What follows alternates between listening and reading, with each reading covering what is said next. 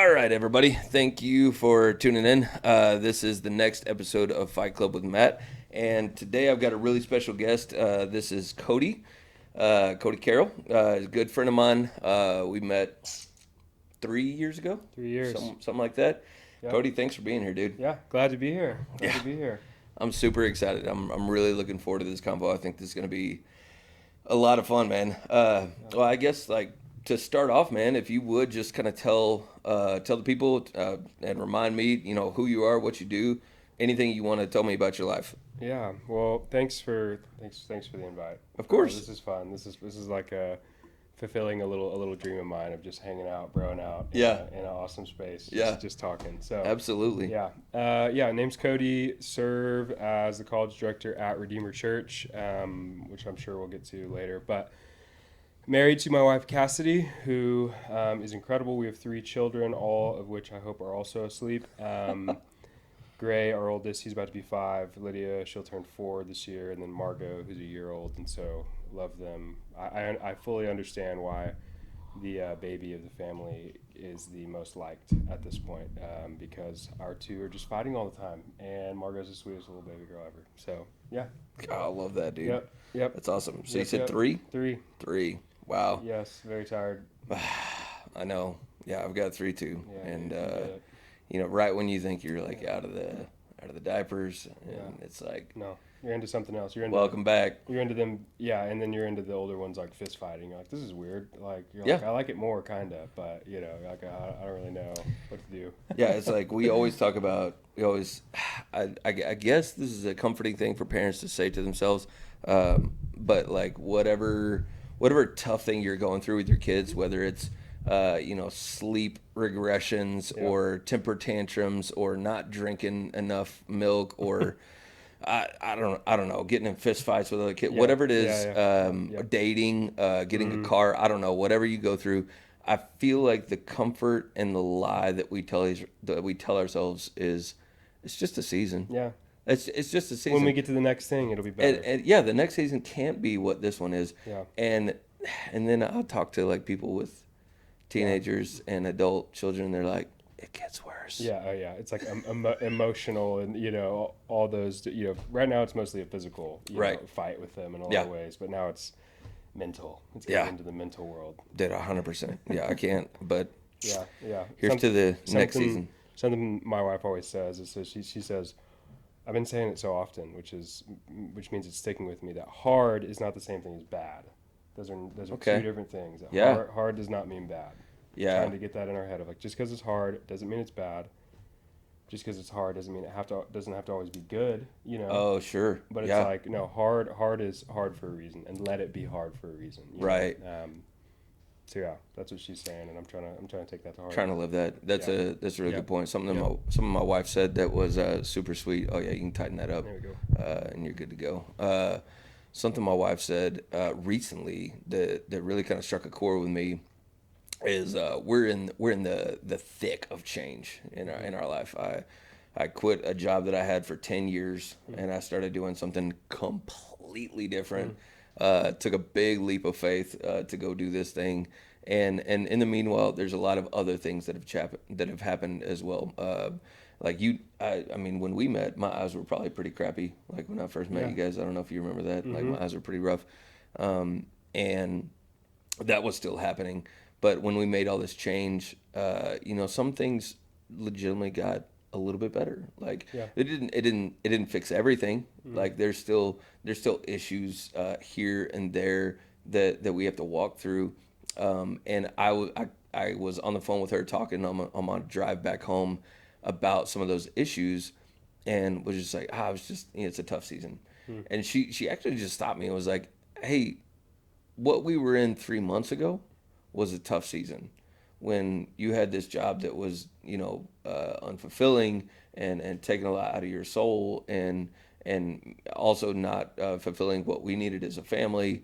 And also your eyeballs weren't working, and a ton of other things were kind of in the ditch. Yeah. And she quickly reminded me, like, hey, this new job is life-giving, and some really cool things have happened because of that. And also, this happened actually since the last podcast that I did. I got my eyes fixed, 100%. Come on. So Amen. your boy Let's can go. read again, and I can stay up kind of late Yeah, again let's go. because my eyes work. Dang, And so come she on just now. quickly reminded me to say like, Yeah. hey.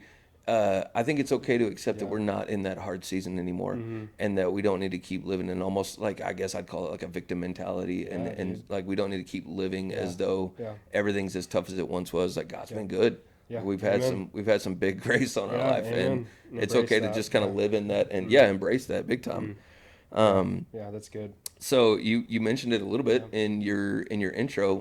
Talk to me about Redeemer. Talk to me about what you're doing and what life looks like right now. Yeah, so it's hard to sort of, I feel like, communicate it accurately. I think it's interesting because I'm turning 30 this year, which is That wild. boy. Yeah, getting there. But I feel like really in the past few years, I've began to feel older. Where it's Sure. like, whereas the younger generation begins to feel a little bit more other, whereas they weren't before. It felt like my people, and now it's Yeah. like, okay, this is like a different set of people. And so I really get a little bit of a outsider's view into what is happening with Gen Z and even Gen A. I think that's the one that comes after them. I honestly don't know. But the younger people, we're talking Sure. 22, 23 and under. Okay. And I feel like they get a bad rap sometimes, Absolutely. And I have just seen the complete opposite of that. Really? Okay. We are, I think, even just talking, so I'm a college minister, Okay. talking to other college ministers, I don't throw around the word revival lightly, but I Yeah. think that we are truly on the cusp of revival. I was reading some study that in the setting of I think it's like sub 22, we've seen more people come to faith this Yeah. year, this school year in particular, than I think the past 10 or 15 years. Wow. Let's go. Even in our ministry, we it was this time last year. I shared this last week actually at church, but this time last year we were setting goals and we were trying to set some like crazy goals for our ministry. It's like, hey, this, that, whatever. Yeah, I love it. And one of them was that we wanted to see 25 students come to faith. We felt like that was like, that's crazy, like that felt like a lot. Yeah. And we looked up this year, and at the end of our semester, we had gotten baptized. I think it was 56 college students. Shut up. And so Let's it was go. like one of those things where it was like, okay, it's like Lord is like, all right, well, how about let's double what you thought was a crazy goal, It's called and the so double portion. yeah, that's right, amen. Have not because you ask not. We started asking. That's even Yeah. that's even the shirt that we're wearing. It's like we did this a few years ago. Okay. With Worth It. You Yeah, yeah. remember like Yep. Ephesians 3:20. Totally. But we just like ran with that. We simplified what we were doing, how we were meeting students, and then just began to pray a lot. And the Lord has answered that. So, long story short, I do college ministry, but I feel like I get to be on the like front lines of like watching Jesus save people nearly every week in like gatherings and stuff. So it is super fun. That's really cool. I've seen a little bit, like I said earlier before this was even on. Like I'm just not involved on social media. Like I'm out of the know on a lot of things. But what little I have seen, I've caught this whiff of the younger generations getting a bad rap, dude. Yeah. And my perspective looking at those things is like, people making fun of this haircut, right? Where they got shaved side of their heads and they got like a dirty Q-tip up top. The like banana hair. And like, people making fun of it. And I know. I'm like, listen, cowboy, I had bleach tips and puka shells. Dude. Like it wasn't nothing, cool. Yeah. Like No. Jinko was not an that's objectively cool pair of pants. Now they're coming back. That's what I'm saying. Everything. That's what I'm saying. Everything is a cycle. Why do you think they get such a bad rap? I think people who, I mean, probably the same reason why every younger generation gets a bad rap, because they're different than you, Yeah, like sure. they're different than their parents, and everybody revolts against anything different. And, I think there's a genuine openness to all things with Gen Z that it's like, I mean, almost like things that we have seen and even things that I've read and studies and different things, there's a sense of like what their parents were going for in the non-Christian setting. So think like atheist worldview, humanistic society, all that stuff. a lot of kids just like watch their parents be super unfulfilled in their worldviews, and so now they're not just open to Jesus; they're open to a lot of different things. And so, Right. but I think the reason that they get a bad rap is just probably because they're different and they're weird and they have weird haircuts and they Yeah. say Sure. weird things and are on their Yeah. phones on average 10 hours a day, which some of that Whoa. is yeah, Is that a real number? yeah, and so some of that is fair and warranted, but there's a lot of truth seekers out there Yeah. that like it's like if you'll be real and you will ask the hard questions and be open Yeah. to meeting Jesus and encountering God, he will absolutely kick the doors down in your heart Wow. and make him and we just see it every week. I love that. Yeah, That's dude. that's I fascinating could to talk me. about it for a long time. Yeah, no, I really do. Like I love that. It's fascinating to me because of that same the misunderstanding Yeah. of a generation. Like I just see it through the lens of I mean, I felt like I was kind of a misunderstood kid. Yeah. And so like I have a lot of empathy for it, and I'm like, Oh yeah. no, I bet there's way more good than you're seeing, Oh, man. there's so much Like, good. I Yeah. like you just happen to see the lazy ones. You Yeah. just happen to see Yeah. some of the ones that are struggling with this Yeah. in that moment. Yeah. And so I'll have this conversation with men often in my circles. When a man will say something to me like, you know, work's not going well. This isn't going well. This isn't going well because of my wife. And they'll put the blame on their baby girl or their kids or their boss. And I always get really skeptical of that Yeah. because it's been my lived experience that 10 out of 10 times it's because you're not leading the way you were called to lead. 10 out of 10 times Oh, it's yeah, for because, sure. you as a Every time. man are not fulfilling your calling. Yeah. You're not being emotionally available, so your wife is anxious Yeah. and trying to lead from the front in a position that she doesn't want to be in. And bringing that back to these kids, like in that generation, it's like, well, Oh yeah. like you might misunderstand them. What are you doing about it? Are you Yeah. helping? Are you mentoring? Are you You don't even know. looking? You don't even know him. Are you looking for a way Yeah, in, yeah. or are you just judging from the outside, which is Yeah. what I feel like we love to Yeah. do? I mean, that's what our society has conditioned us to do is just to lob hand grenades over Yeah, top the wall, for sure. and just hope it blows somebody else up. And it's like you don't even Yeah. know what's going on the other side of the wall. And I You're feel just- like I feel like the phone's made it way worse, Yeah. where it's like everybody's just so confident and comfortable saying something behind a screen, Yeah. in hopes Twitter that fingers. yeah, Everybody's the cocky. Twitter fingers, Everybody's dude. cocky till somebody pulls up. Yeah. Yeah, for sure. For That's sure. that you saw the story of the guy that was like antagonizing Mike Tyson on an airplane, Yeah. and he did what Mike Tyson does when Yeah. he gets antagonized. Yeah. And like everyone in the video was like, "What happened?" And I'm What are you watching talking it about? like, What do you mean? that's what he's a happens? professional at doing. Yeah. Like, Yeah. and Yeah. what does he say? That's Everybody right. has a plan until they get punched in the face. Yeah. That's Like, right. That's right. That's and right. no, I think actually after it all went down, I think I could be wrong here, but I think he said something to the effect of like everybody's comfortable saying stuff until they get punched in the face. Like Yeah. it was kind of a reiteration of Yeah. that original quote. Doubling it down. I love it. Yeah, I love it. I love it, man. Well, tell me, switch gears a little bit. Tell me a little bit about your personal life, your personal walk. Like one question that we kind of run through, rinse, repeat with everybody that's on this thing, in the umbrella of fight clubs and discipleship, is Cody. Tell me what it looks like to fight sin in your life, and to fight for faith in your life on a regular basis. Which one do you want me to go for first? You pick. Yeah, I think fight for faith. To me, it's obviously care about fighting sin.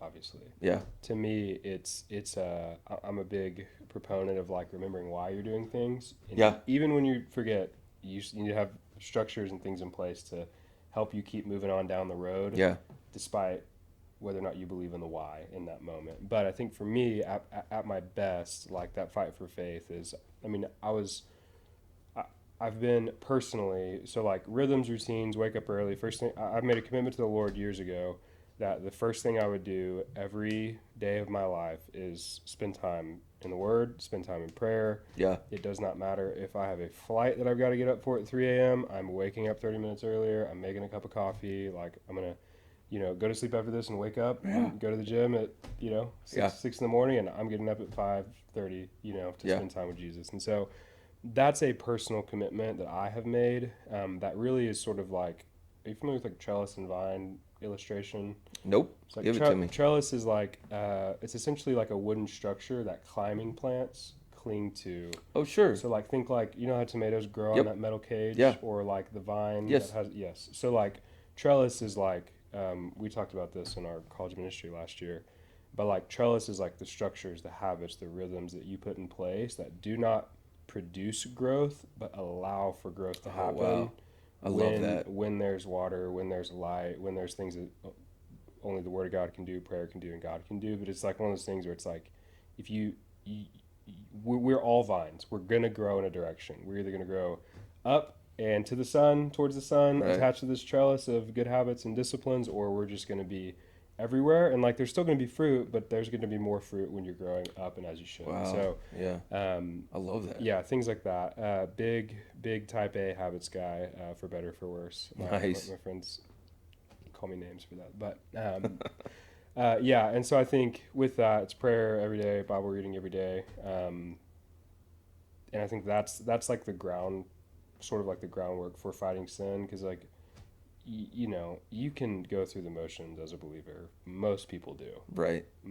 Like most people do. Mm-hmm. But something that I'm teaching on Sunday at Redeemer here in a few weeks. Sweet. And I'm going over Psalm 42, which if you remember the Okay. classic Matt Chandler sermon jam, why are you so Yeah. downcast? You know, Yeah. Yep. you know, super intense. I'm looking at him right there over your Yeah. shoulder, and you know, I was listening to that, but I was just reading Psalm 42 over and over and over again. It's this super interesting psalm where the author is like in it, and it's like he's in it like he's just going through it, you know. But there's this like realness at the front end that's just like, God, what's going on? You know, Yeah. like Yep. what is going on? And he approaches God with this realness, with this raw faith, and God like meets him in that, but doesn't really change his circumstances all that Yep. much. And so I think there's a beauty in the showing up every day, being real every day, and I think that translates into fighting sin, where you're like, dude, there's no expectation to be perfect, you know. Mm-hmm.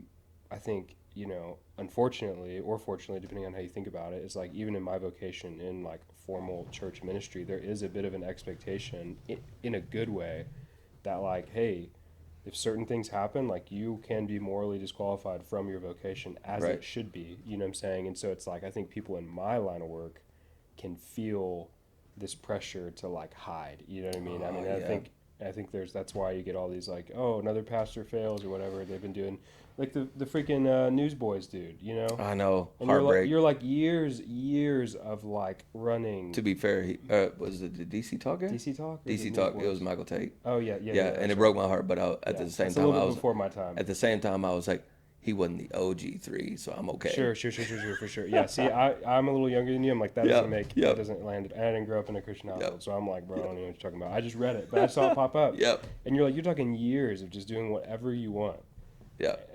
because you probably felt like you couldn't share. You know, Yeah. it didn't start with Coke, you know. Right. Like, it's Right. like, it probably started much differently, but at the end of the day, Right. you didn't talk to anybody about it. Sure. Yeah. And that's 100%. sin, though. Sin is never, what's the word? Like, content. Oh, for sure. You know, it's Yeah. like, let's just start here and stay here. It's like, nah, dude. Yeah, Just trying to it's kill you. that's man, that is something that has troubled me for a long time is what ends up happening, and I there's part of it. No church is perfect, like period. We'll lay it out clear there. There isn't if the thing that's been holding you back from going to church is that, well, I just want to find one that fits me. I'm like, guess what? It's just like the PTA. There's going to be people in there that you don't agree with and you don't want to be with, Yep. and there's going to be broken pieces of it. But something that like I think is a real danger to pastors is just that is that their paycheck is tied to this. Yep. Their livelihood is tied to this. Their social credit Yep. is tied to this. And so like, man, I get really nervous when like you got like pastor types or influential people that like no one can get a hold of. Oh, yeah. You know what I mean? That Hard to get. their phone Non-approachable. their phones are really like sporadic. And they're like, "Oh, I didn't see your text like 6 years ago." Like, you know what I mean? like, That that's kind of wild. thing. And I'm just and Yeah. and furthermore than that, like to even dive in on that is like pastors that don't have deep discipleship in their life. that don't have Yeah. some iteration of what I would call a fight club. Like they don't have a circle of men around them Yeah. that are going to hold them to a higher standard. Mm-hmm. I just think it's so dangerous Yeah. because it's like you think you're going to carry this thing on your shoulders and be perfect for the rest of your time here. Yeah, dude. Like, okay, Yeah, famous last well, words. we'll Yeah. see you on YouTube in a couple of Yeah, years, no, dude. literally, Like, some Christianity today or whatever. You're like, yeah, another one bites the dust, dude. another one. One. It's crazy. Another one. It's a heartbreak. Yeah, it is for sure. For sure. What about did we touch on like fighting sin specifically? Yeah, yeah. So what that kind of looks like for us right now, we're in a pretty unique season, honestly, where Okay. we are like we had like my absolute best friend. It's a guy named Jesse. Shout out Jesse. I'm sure you'll find this somehow. But he, him and his family, he was the residency director at Redeemer. So he worked at Redeemer. We've been best friends for like forever. We've known each other since I became a Christian, and both grew up similar-ish, like homes, same town. Worked together for the past 3 years, and they just moved about 9 months ago. Oh, wow. Ish. And so which like kind of knew it was coming in some ways, but like that was like our community. Like our families were tight. We were tight. Our kids, our best friends. Oh, And so we were like, I mean, it felt like it didn't even have to be, though it should in most cases, it didn't have to be 6 a.m. on Tuesday morning or whatever. It was like we just were in life together. Yep. Where it was like we Yep. talked, there was openness, there was trust. Hey, this is going on in my life. Hey, this is, I'm struggling with this. We're like, it was almost like the like overly idealistic, you know what I mean? Like season of community that we got to experience for a few years, which is great. But that, since they moved, is just different now. yeah.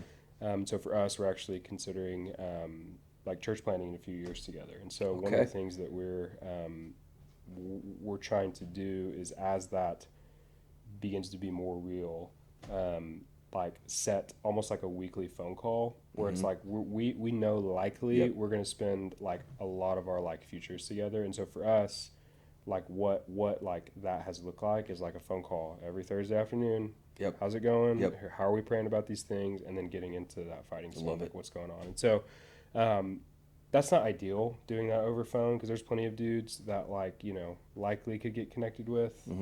But for us, it's like there's just so much trust, history, relationship there. Yeah. That's like, man, that's Right. going to be the highest yield, Right. 45 minutes to an hour that I can have, because it's someone I know cares about me and they Right. trust me. So things like that. So Yeah. so that's kind of what it looks like now. And it's a gift, even though it's not ideal. It's over the phone. Matt Chandler, I'm probably gonna quote him 10 times. Like, where the ideal lacks, grace abounds. Oh, It's dude. like, Oh, let's go. 100%. And so it's like, you may only know, if you're listening to this and you're like, oh, I only know one awesome Christian dude who lives 2 hours away. It's like, call him. Cool. 100%. Way better than nothing. The Like, reset way better than that quote. nothing. It's top 10 quotes Yeah, out there. it's where the ideal lacks, grace abounds. Yeah, 100%. Well, and what you're doing with So that guy, good. that's Yeah. that's the iteration of the trellis, Oh, yeah. right? You're just like, Yeah. and maybe it's not ideal, but it's a rhythm, It's there. and you're growing up. You're creating it, and you're giving space. It's old. Yeah, Maybe 100%. barely hanging on, but it's Yeah, there. but it's there 100%. Well, and Yeah. I think the reason I had to restate that quote is that I firmly believe that what men need to hear is just that it's okay to do something imperfectly. It's okay, because out of the gang of conversations that I've had with men that want this, they want discipleship, they want something like a fight club, they want to grow deeper, they want to lead their family, they want to share the gospel at work, they want to share the gospel out and about in the world, they want it, but they feel inadequate. And they look at the John Pipers, they look at the Matt Chandlers, they look at, like, if they're nerds, they look at R.C. Sproul, right? And they look at these older dudes, or what did you say the new guys were? Jonathan Pokluda or JP, John Mark Comer, Tyler, right? Justin So Early. they're looking at these dudes and they're getting bummed out because they're like, I'm Great dudes, never by the gonna way. be, yeah, 100%. I'm never gonna be this, like, this, Michael Jordan status of the faith, and so I just won't try. Right? One day I'll just, that's for the people up on stage. That's for the missionaries. That's for the ministers. That's for the varsity Christians. I don't need to be worried about this. Like, I got enough on my plate that I got to figure out. And I think what guys need to hear is that it's enough to just try. Just try. Just like sure. move in one direction, Sure. And God honors that. yeah, God honors it. That's actually what we say, like in my close knit group of dudes that we walk through. Like, what did I say? So me and a close friend, we are going through. It felt inappropriate to ask him to go through the entirety of systematic theology. But For sure. praise be to God that Wayne Grudem wrote a teeny tiny version of it Yep. called 20 Christian With Beliefs. his son, Elliot. Right? Yes, 100%. Yep. And so I was like, Talked and, to and Elliot my, last my week. man is We were not, hanging out. he's not in love with reading, but he's in love with Jesus. And so I was like, hey, That'll work. this book, it's 8 minutes a chapter. Let's check this out. And so we got in it, and I actually asked him today. He just got back from a vacation, and I was like, hey man, how's reading going? And he was like, sucks. And I was like, okay, tell me about it. What happened? And he's Yeah. like, well, I packed the book with me on this vacation with like intention to read it. And I was like, and did you? And he was like, no. And I was like, okay, when was the last time that you packed a book with you on vacation? And he said, never. And I said, cool, that's growth. Yeah. You're like, That's that dog will growth. hunt. Like Yeah. 100%. Like, and it's like anything else in your life. Like, even if you put on your gym clothes, took your pre-workout, drove to the gym, walked into the front door, turned around and walked out. If that's your first time ever going to the gym, that was growth. Great. Like, Great. fail forward, Yep, keep for moving, sure. Amen. 100%. Amen. Let's talk about re-engage. I really don't want to like skip this conversation and not dive in here. So re-engage was an event that the church that we used to go to together put on 3-ish years ago. Yep, still doing it. They're still going. Oh, Oh, dude, yeah. that makes me so happy. So if it's for married couples, and it's absolutely bomb. And if Redeemer's putting that on, I think a couple other spots in town put re-engage on as well. Yeah, it's like a collab. Okay, which is very cool, very awesome. So if you're married and you're looking for something fun to do, don't they do it in the fall? Yep, I think 14 weeks. Yeah, very cool. If you're looking for something that is a banger to kickstart your marriage, like if you're in a spot, it's a great place to start. The way they talk about it is if you're anywhere between like check-ins, just needing to do some checkups, or crisis, that it's for you. Yeah. And it's great. Or even if you're just interested. Yeah. Like I feel like that was You're just married, man. It's for you. So the setup, and I want to lean this over to you because I want to hear what you and your girls' experience was from your perspective. But I'll kind of lay out what they do here. We meet at the church every Sunday night from like 6 to 9, somewhere in that neighborhood. It was long. And everybody would meet. Yeah, everybody would meet up in a large room together, and you'd hear a testimony from a couple up front that's done re-engaged before, and they're going to tell you things that they've been through, whether it was affairs or divorce, multiple marriages, or financial problems, or medical problems. all the stuff. Everything All of that you it. could go through. I feel like we heard in those 14 weeks, and at the tail end of a lot of those things, some of them were like, and God delivered us from that. And some of them were like, and we are walking through it right now, which those I was like more shocked by than like the success stories, I guess. And then when you're done with the big group time, you would break off into our group, which is what we were in together. And that's how we met. And then we would go around the circle and answer the questions for the homework that we had, or so that's the general setup. It got real deep, real fast with people that you weren't in immediate community with, which was unique. Yeah, to say the least. But tell me kind of you guys' experience and just talk about re-engage from your side. Yeah, I feel like we were kind of coming in the like we just sort of were getting in, sort of just like not doing bad, not doing great, you know. Yeah. And I would say we were probably more in the like we just need some like intentional questions asked checkup sort of season for our marriage, because we'd been through some hard stuff, we'd had better times, but it just kind of felt like a very normal time for us to do it, and which is great, honestly. But I think for us, the things that we work through things that, because with the homework and the questions and the things you need to talk through and prepare for, we work through things that we needed to work through but did not know that we needed to work through. You know, like I was like, I found myself having conversations just because I'm doing the homework. I mean, it was last minute sometimes, like as we're driving to the place, and it's like, wow, For sure. there's like more here for sure. But because we live in Lubbock and it's a 6 second drive to church, I was like, okay, so we're gonna have to unpack that later. Yeah. Um, but I think the thing that we took away was like almost like on a macro level, zoom out. Like we just need to be intentional with our marriage. Like Hmm. we're not gonna like drift towards one another at For all. sure. And we love each other. Yeah. And I'm like, my wife is like a 10 out of 10, like in every For way. sure.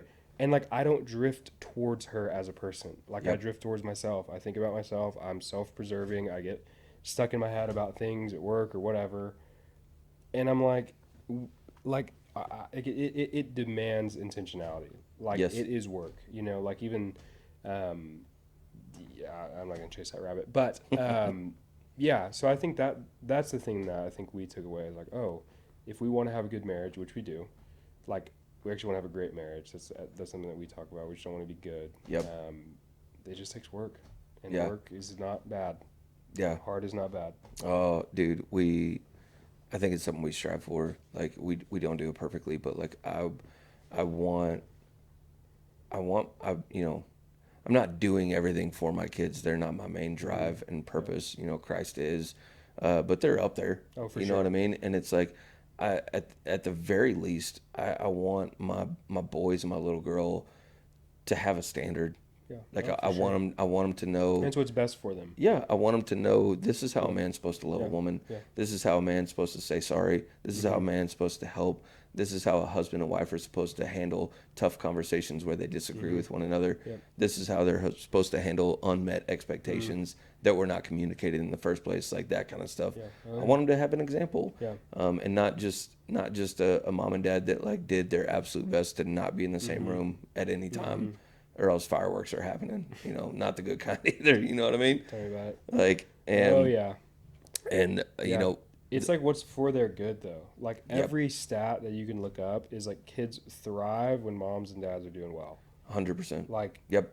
like you just can't find many, not all, many kids who are across the board struggling when mom and dad love each other, are present and active with one another and with them. Yeah. It just doesn't. It's not there. We've mentioned this at least, like, I think on every single podcast, and I'll do it again on this one. There's a book called Intentional Father by John Tyson. John Tyson. Did you read that one? That's another one that kids are listening to these days. Yeah. Which is great. Oh, Yeah, he's great. that's killer. He's great. He's got a good accent. I like that He one. does. He does. Um, I'll say. That first Yeah. chapter, he gives you homework at the end of each chapter, which turns out most good things for you have homework at the end of them. Yeah, not awesome, but Yeah, true. it's not fun, but the homework for chapter 1 is to go watch a documentary called The Work. Have you seen that? I have his book on my nightstand so that I've been meaning to read for the past year. It's a banger, dude. Yeah, Even I've if heard even it's you good. even if you catch it on audiobook, it's fantastic. But the Work, the documentary, they go into a prison, and I guess they kind of have like one of those like 4-day like spiritual experiences. It's less Christ centered and more like it's more like like AA kind of thing, where it's like find your anchor or whatever it is, Yeah. whatever that is, like this ethereal thing, instead of giving them a direct answer and a direct anchor that they can turn to. And so but and so they're in a prison setting with all these like murderers, convicts, like gangbangers, like everything in between. And you've got these like hardened criminals busting down crying and like having every single emotion. And a lot of it points back to fatherlessness. I mean, across the board, and that's the heartbreaking, is that you hear the story of every big man that looks like a 300-pound monster, and in many ways he is, and you get to hear the little boy inside him say, I just wanted dad. That's all I wanted. So brutally sad. It's a Yeah. banger. Yeah. Like, Yeah. but Yeah, it's real. I there. still want that. I still want that as a grown up. You know what I mean? Like in 100%. some ways. You Yep. know what I mean? And it's like, yeah, that's real. It's like something cool happens in your life, and you're like, I just want to talk to my dad. Yeah. I just want to tell my dad. Yeah. Like Yeah. that's. Or when you don't get it, and you're like, Yeah. mm, I need to catch up with my Still dad, feel get some that. wisdom on this, Yeah. right? That kind of yeah, thing. Yeah. There was going back to Reengage. There was something that they did in there that became like a humorous component of every time that we met. But I think trickled on into our life thereafter, which I think it was meant to. And it sounds silly. It worked out really well. But like when you met in the group, there were rules for conversation. Oh yeah, So so good. it was speak for It was like you. rules of engagement, Yeah, basically. Yeah, it was like speak for you, yeah, speak just right, and I don't remember what the third one uh, was. That yeah, one didn't hit home as well as the speak for you yeah. was. But it was this idea, and it hits home for a lot of families. But they would say speak for you, meaning when it's your turn to talk, I don't want to hear you say, "Well, my wife did Yeah. this," Isn't it and like stay in your circle or something like yeah, that? stay in your circle. Yeah, That's what that's it right. was. Stay Yeah, in your yeah, circle. yeah. And it was like, don't talk about what your wife did that led to you doing this thing, or don't talk about the stresses. Don't talk about her at all. Talk about your feelings and Mm-hmm. your life and what came out of you and Mm-hmm. what you did about those things. Yeah. Um, So and good. it was difficult. Yeah. Oh I yeah. mean, there were like, and the guy leading the group was fantastic at being like, nope, Yeah. get Oh back in yeah. your circle, dude. Legend. Like, don't talk about her. Legend. It's your CC. turn, not hers. She'll get a turn in a second. That'll be her turn. Like, and I think what I pulled away from that was really an understanding of like, hey, I need to understand my perspective on these things. Oh yeah. Mm-hmm. Instead of just looking at the people around me, who the closest ones are my wife and my kids, Yeah. and it's really easy to just put blame on them for why I'm tired. Or my boss, it's easy to put blame on him. Like, how easy is it to talk about your boss or your coworkers or the people around Mm-hmm. you in a negative light as if you weren't a part of it? For sure. You know what I mean? Mm. There's more that you could do in a whole other episode on that. Yeah. Yeah. Just yeah. I mean, we do it with everything though. You know, like we just so like almost like adverse to like responsibility. You know, that's always got to be somebody else's fault. Yeah. Yep. Like it could be 100% your fault. It's like I don't know. I think it's Yep. probably because of them. Like this is not because of anyone else but you. You know, and it's like, It's like 3 chapters into yeah, the Bible, and we're like, yes, I know. "Hey, why'd I, you I eat I feel this like fruit?" personally, honestly, That man. I feel like that took me a while to get to like see in myself. You know what I mean? Hmm. To just being like, oh, like you tend. I still do it. You know what I mean? It's like you tend to blame other people for things that have nothing to do with them. Not like maybe one or 2%, but it's like you balloon that 1 or 2%. Right. You know? Or you'll like put a little Yeah. gloss over on and be like, yeah, I mean, yeah, sure, I could have said it better, Yeah, but but really, like it's mostly on you. yeah, It's the like, real issue was them. yeah, no, for Yeah, sure. no, Yeah, I get that's that. that was a good point from your page, Um, for so sure. shifting just a little Yeah, bit, I'd yeah, like to hear it now that we had this conversation. If you can't see it behind me, I got a wall of heroes of the faith. yep, I got yeah, John all of them. Piper and R.C. Sproul and D.L. Moody and Yeah, Tim Keller and Dietrich Bonhoeffer, a bunch of yeah, guys up there. yeah, And these are a lot of the men like legends. that. Yeah, absolutely legends of the fall, people. Yes, yes. But tell me a little bit about who has shaped or most impacted Mm, your understanding of what it means to be a man and why. yeah, I think honestly, Chandler, truly. Yeah, I remember where I was. uh, the first time I listened to the Recovering Redemption series. right You on. remember that one? Yep. It was episode. It felt like an episode, Yeah. honestly. Sermon number 3 is called Man's Purpose. Yep. I feel like I could honestly rehearse the whole thing. Yep. And I felt like that was the moment where I realized that like my sort of engagement with being a man was almost like my own for the taking, you know? Like, I love my dad. He's a great guy. In a lot of ways, you know, not exactly my template for godly, uh, like manhood. Sure. He doesn't believe in Sure. Jesus. You know, he's a great man. He works very hard.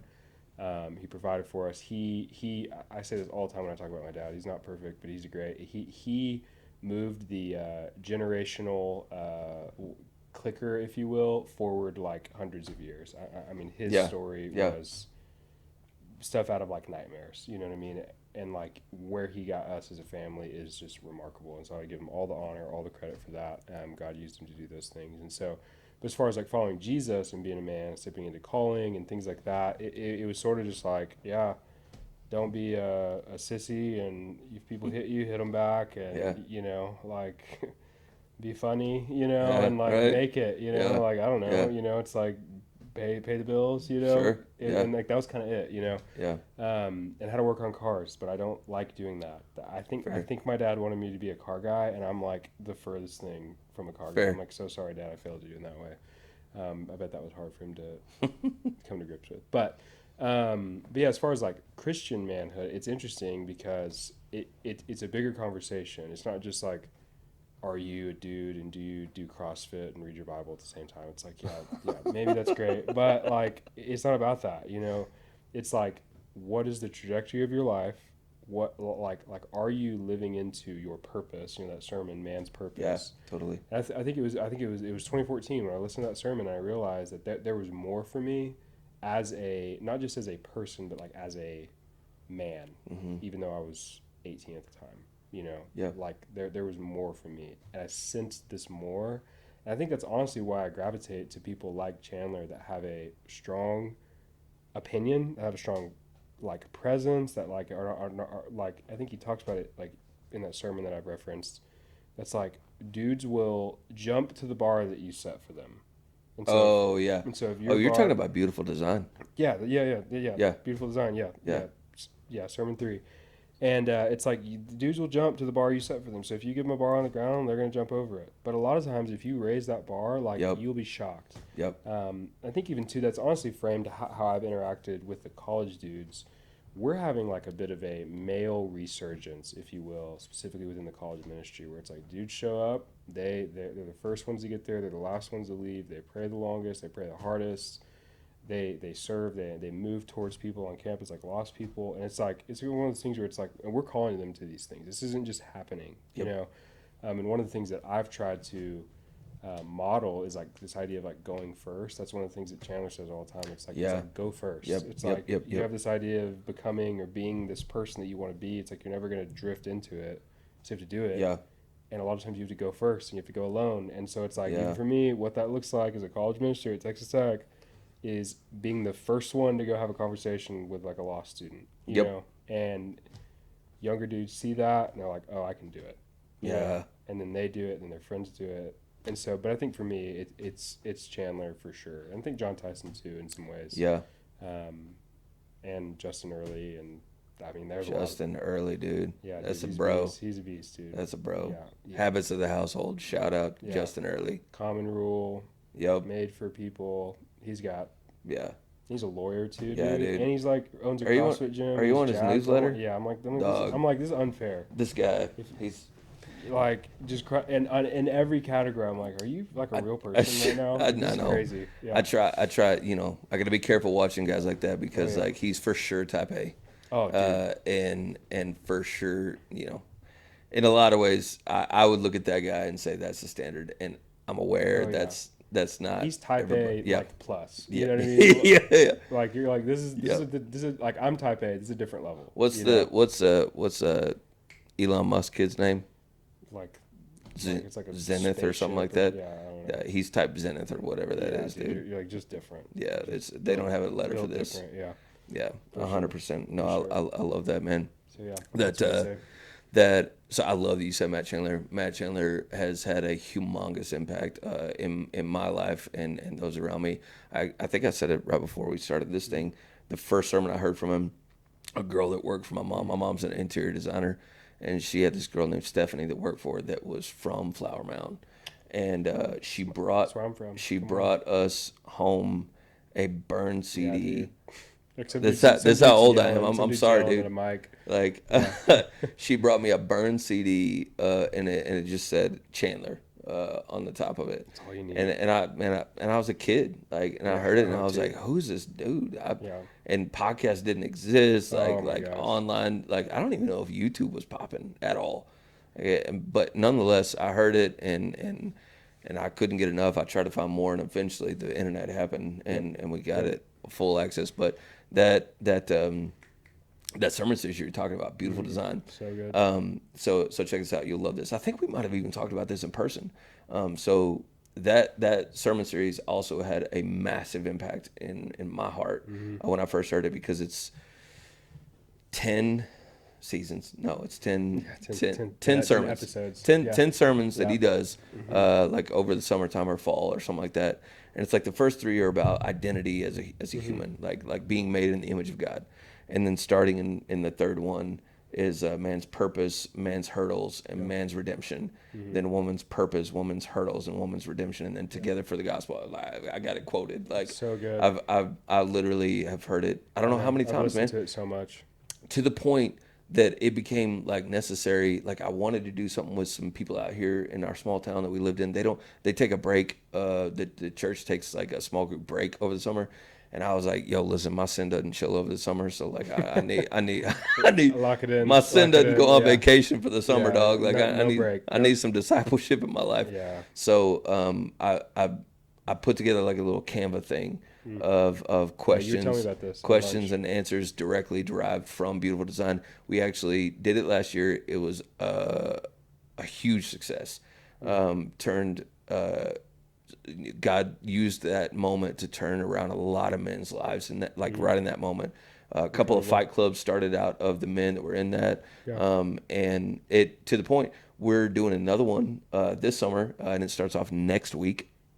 We're super psyched about it. Come on. Can't wait because like just the call that he has in there, that like the calling as a man is so much more than like these Yeah. these petty things that you just listed of like I Yeah. pay the bills, like Yeah. how do I know I don't that hit you, what does you he say, know? what does Yeah. he say in the sermon, like a lot of men think that love is providing, it's provision. Yeah. Well, I give you a house and you have jet skis, Yeah. like don't you know I love you? And it's like, but they don't have dad. Yeah. You're not around. They don't have dad. Or, Like, or you're there, but you're not. and it's like, dude, Tanner said something. Yeah. It was unreal when I had him on. He said something that like, I mean, legitimately, like it haunted me for like probably the next like week or so, because he had a dad that provided everything he could ever want.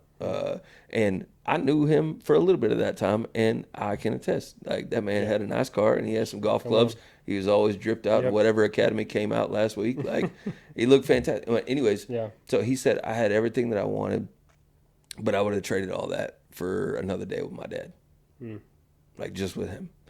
And I think stuff like that should really scare us as men. Yeah, for sure. Like It does. in a holy way, it should scare you. Yeah. That like, Yeah. what did I hear? Don't ever assume that your kids know that you're proud of them. Don't ever gotta tell assume 'em. that your kids know that you love them. Yep. Don't ever assume that your wife knows that you love her. Like, Yeah. guarantee that they know with Yeah. your mouth Yeah. and your presence. I do this thing with my all my kids, primarily with my son, because I know I needed it, didn't Yeah. get it a lot. Yep. And Totally. and so in some ways I'm trying to sort of right the ship. It's something I do after the best of moments, the hardest of moments in parenting, and everywhere in between is I'll randomly tell him, it's like, hey, my son's name is Gray. I was Yeah. like, Gray, Dad loves you? And he goes, yeah. I said, Dad's proud of you? Yeah. And he goes, I say, that you make Dad happy? He goes, yeah. Oh, And so it's like, we'll do that. That's how we end every sort of discipline. That's how we start every morning, that. where it's like he is going to get it, not just after discipline, because it's one thing to be like, oh, we have to like kind of make up after like discipline or like some Yeah. hard situation. But it's like, no, even on the best of moments, when I'm like having a good time with my son, yeah. I'll tell him, Yeah. like just trying to impart in him, like, dude, Dad loves you at all times, Yep. Justin Early, what he says, he has this like bedtime liturgy that Yep, he does with yep. his kids that, this sort of came from that. It's like, hey, you just like, even saying it like that, hey, Greg, you make Dad happy, right? Like, I like being with you. Oh man. Like, I'm proud of you. Like, it's like, he's like, we're just eating snow cones. Like, I know. I'm about to have to go change everything. Yeah. Like, I gotta get in it. like I need you to know this, you Yeah. know? I love that. And same thing with my daughter. Do it for sure with her, but like I'm really intentional about it with my son because I want him to know, like, at every turn in his life that Dad's in his corner. You know what I'm saying? Yeah. Like, despite, let's say he wilds out and, does crazy things, and maybe that's a different conversation, but still love, still care, still like, you're still my boy, Yeah. And so, yeah, there's a lot there. But Yeah. Dude, I love that. so good. the habits of the household, Justin Early, like that. Again. That like he basically Yeah. lays out a lot of rhythms in your life, Yeah. like household, Liturgies. Yeah. yeah, meals and Mm-hmm. screen So time good. and morning and evening stuff. Like, it's bedtime, like bunch of good stuff in there. And I think we went through that with Luke and Steven and their wives. Yeah. And man, that shifted a lot for us. Oh, Like, I mean, so good. it It's shifted so practical. much. Yeah, it's super practical, and the conversation that we had with other couples got real deep, real fast, and Mm-hmm. it was awesome. But it changed a lot of our kind of bedtime routines. Oh yeah. And like, I used to look at bedtime routines as like, you got to get to bed because I got to get to living, Yeah. right? Or like yeah. I got Yeah. this show to watch, this book to read. I got my nighttime routine. Like I was big into at the time. I was big into like like sleep hygiene, Mm. which is Yeah. to things to Yeah. do Yeah. to Oh ensure yeah. you have better Yep. sleep. And I was Yep. like, hey, dude, you got to go to Yeah. sleep. Lock Daddy's it got to in. get a good night's sleep, Yeah. right? That kind of nonsense, letting Yeah. nonsense like my sleep get in the way of me loving my kids. Yeah. And so like it Yeah. shifted this idea of like that being a moment that had to get done Mm-hmm. from a moment that needed to be lived Mm-hmm. and a moment that needed to be experienced where okay, it's time to go to bed and our kids will beg us like there's nights we don't do it a lot of the times, but by and large we'll try to always go to their room with them. We'll rub their backs, and my wife will scratch their back, and she'll sing. We have terrible singing voices. Yeah. All right, Same. I'm gonna lay it out. I sound rough, real rough, but my wife will scratch my kid's back and sing "Turn Your Eyes Upon Jesus," Yeah. and I'll scratch their back and I'll sing the doxology. Yep. And So good. We and sing then doxology every night. and then we'll kiss them on the forehead. Yep. And then we'll go to sleep. And I'll go in there and I'll grab my little baby girl when it's time to lay her down. And I'll just take a special moment with her every night. I mean, she's only 2, but I'll hold her because I'm trying to build that habit. Mm-hmm. Because she's gonna get older and I'm gonna have to still do it in another iteration. So I hold her up and I'm trying to remember the liturgy that we'll say is like I'll say, God bless you and keep you and shine His face upon you. Yeah. And then I'll kiss her on the forehead and say, know who you are and whose you are, right? Amen. And I'll lay her down and say, I love you, sweet girl. And I'll tuck her in.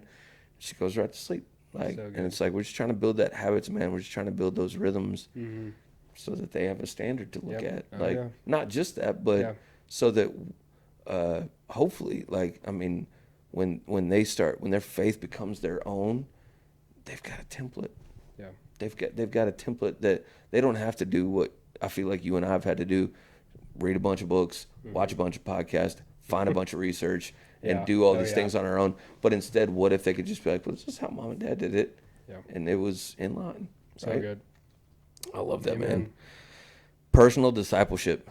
All right, Mm-hmm. I know this has got to be like a wheelhouse for you in the college ministry, but talk to me about Cody's life. What does personal discipleship look like in your life, both as an individual believer and with other men?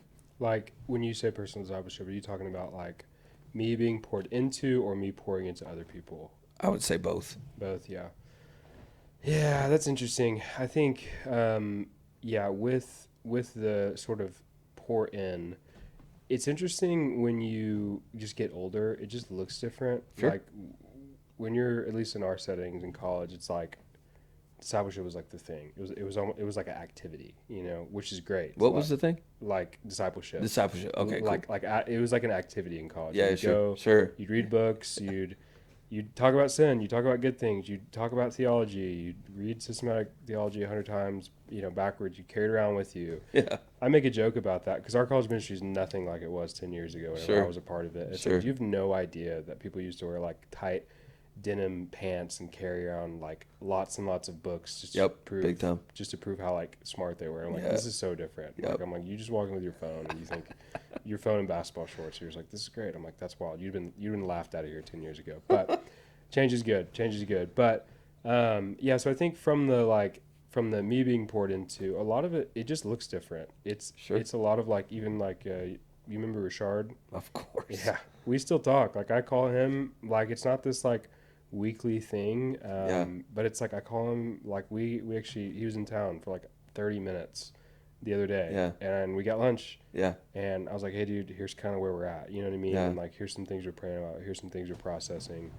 It's a lot of me going out and getting it, you know, like there's not one in particular person that's pouring into me, but I feel like it's like this almost like host of people that like I trust that don't, that come to me sometimes, you know, check in sometimes, but a lot of it's like a two-way street where it's like this mutual, how's it going? I know this is going on. What's going on here? Hey, I have a question about this. And so, it's been great. It honestly has been great.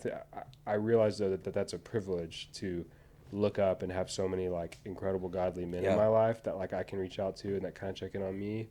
I don't think it has to be like that, you know. Like I think personal discipleship could look like so many different things, but that's sort of the intake, if you will. Sure. The output, you know, pouring into others, if you know want to talk about it like that, is multifaceted with my job. Obviously, I teach basically every Tuesday to, you know, hundreds of college students. There's an element of discipleship to that. I lead small, you know, discipleship groups of like 2 to 4 dudes. Sure. There's elements of that. I think it's there's dudes that I don't necessarily meet with over the Bible, but like just go get lunch with them because they don't follow Jesus yet. Emphasis on the yet. And it's like it just looks different. Or like we'll go and play pickleball and we're just hanging, you know. And so like it's like all of like that, like great, you know, Great Commission as you go. Like, as you go, like obviously as you go to coffee shops and as you know have these discipleship meetings, but like in this like as you go, like be about these things. Be about Jesus, follow Jesus, make your life about him, make your conversations about him. Not in a weird way, don't force it, but it's like if the truth of the gospel, if the claims of Christ have really gripped you in a way that's real, it's like then it's gonna come out as it should, you know. And so it's like this as you go. And so could talk more on that if you have any specific questions about discipleship. But I mean it's a, with my like line of work that I'm in, it's like a college is a discipleship setting in every way. College is a discipleship setting, like from your teachers, your professors, the clubs you're a part of. Like everyone is trying to get you to be someone, to be like someone, to imitate someone or something, to care about something. And being a follower of Jesus, I just think we have the most compelling narrative, like of all time. You know, like because if it's true and if it's real, it is the most compelling narrative. It's the best story. It's the best news. And all you're doing is inviting students to consider it. From the very first time you meet them in the free speech area at Texas Tech University, and they don't know Jesus, to their 400th, you know, coffee meeting at Monmouth. Like it is trying to get them to believe in the greatest story ever, to live into it, and to do something about it. Like that's it. That's all discipleship is. Like for me and you, we're grown-ups. We are not working through the same struggles that 18-year-olds are. Hopefully not. It's the same. It's the same recipe for us. It's believe the best story that's ever been told ever. That's real. Live into it and do something about it. I love that you call it the greatest story ever told. Because I love hearing it said that way, because like I'm actually, I know there's like a lot of mixed feelings out there in the world, but like I'm a big fan of like these like the House of David. Like the renditions that are being told of these things. And I'm like, it's about time that you catch up to some of the greatest stories you'll ever read or ever see ever in your life. And like, what if they're true? And it's 100%. 100%. Oh, wait, they are. I tell you, I talked to one of the guys that I had on here. We talked about the series of books from Cliff Graham, Day of War, Covenant of War, Song of War, all these different books. They're like it's a genre that I'd never heard of, biblical fiction. Oh yeah, and it's real. It's a real world banger, dude. I mean, that's like you could make the case that like, you know, Narnia. Oh yeah, for sure. Similar. It's same good. Same kind of thing. And obviously Pilgrim's Progress. Have you ever read Pilgrim's Progress? No, it's on the list. No, don't. It's not on the list. That is the list that all these other lesser books are written. Is that right? Dude, you have to like right now. Pilgrim's Progress. Go get it. All right, pause. Go get the kids version too. Okay. It's literally called Little Pilgrim's Progress. Sabrina's told me, my wife's told me about this. Dude, it is the best book I have ever read. Spurgeon, your boy, right behind you looking at you. He said he carried around 2 books, the Bible and Pilgrim's Progress, everywhere he went. Now you hurt my feelings. Dude, it is like, you're not alone. A lot of people will quote it and talk about it. Dude, it's the best. It is the best. It's the most transformational book I've ever read, and it is not close at all. Like besides the Bible, obviously. Serious. So okay. Good. Well, yeah, dude. You've convinced me. No, dude, you got to do it. Like for sure. read it or audiobook? Read it. And audiobook it. I've read it like 5 times. It's probably 200 pages. Really? Okay. 300. Okay. Yeah, Sabrina was telling me something about it. So something that I've been trying to like. I understand that dude, I could cry just thinking about it right now. I'm alone. I'm alone in my world, and I get it. But like I've always wanted like October to be like almost like an Advent season, like leading up to Reformation Day. Oh my God! And like there's I know like listen, I want a party. Yeah, like I want to throw a sure, Reformation party with like friar hats. I want the whole thing. I want it all in there. And like Sabrina has found like a handful of like I guess Pilgrim's Progress has like a thing you can follow like in that season. And I was like, hey, I'm into it. Like I'll check it out.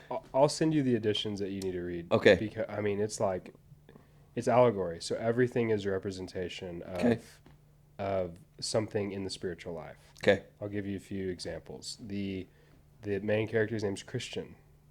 Okay. He's a Christian. Yeah. Okay. The city that he starts it. I had a dream, and the dream starts, and it's Christian's in the city of destruction.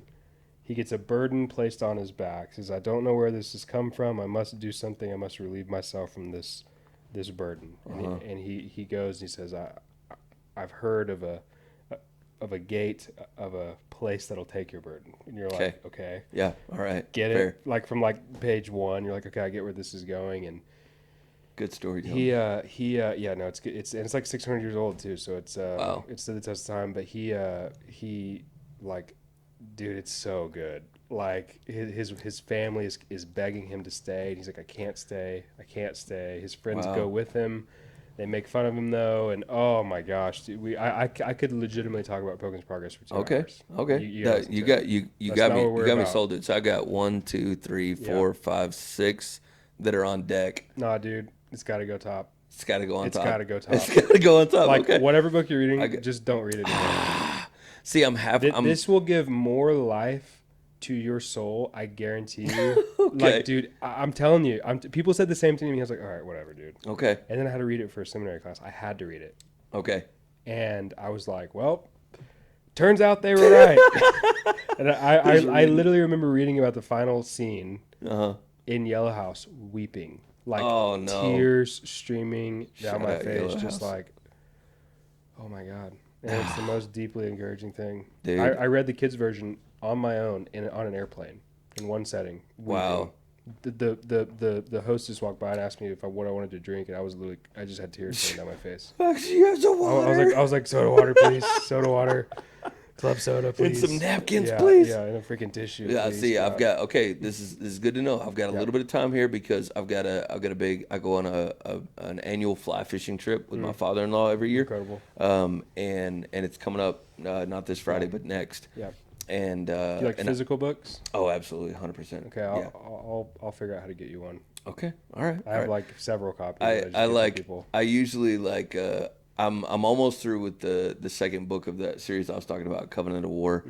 And dude, so you're primed. And the so, pump is primed. You are ready to read this kind of book. Okay, all right. Yeah. All right. Yeah, I'm in. But that's what I'm saying on this fly fishing trip. Like when we're not fishing, obviously we're just like sitting around this really beautiful environment in the mountains, and I take all that time to just breathe in God's environment and read something good for my soul.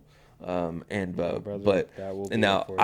can say without a shadow of a doubt that these books are they're phenomenal.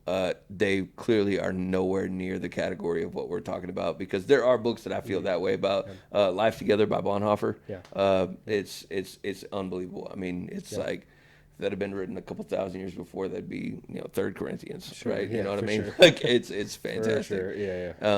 And but yeah, Day of War, the first one. If you don't read any of them, the first one, it's fantastic. He takes the story of the mighty men, and he just builds a whole universe out of it, and it is, it's fantastic. Yeah. It's I'm in. so great. I'm in.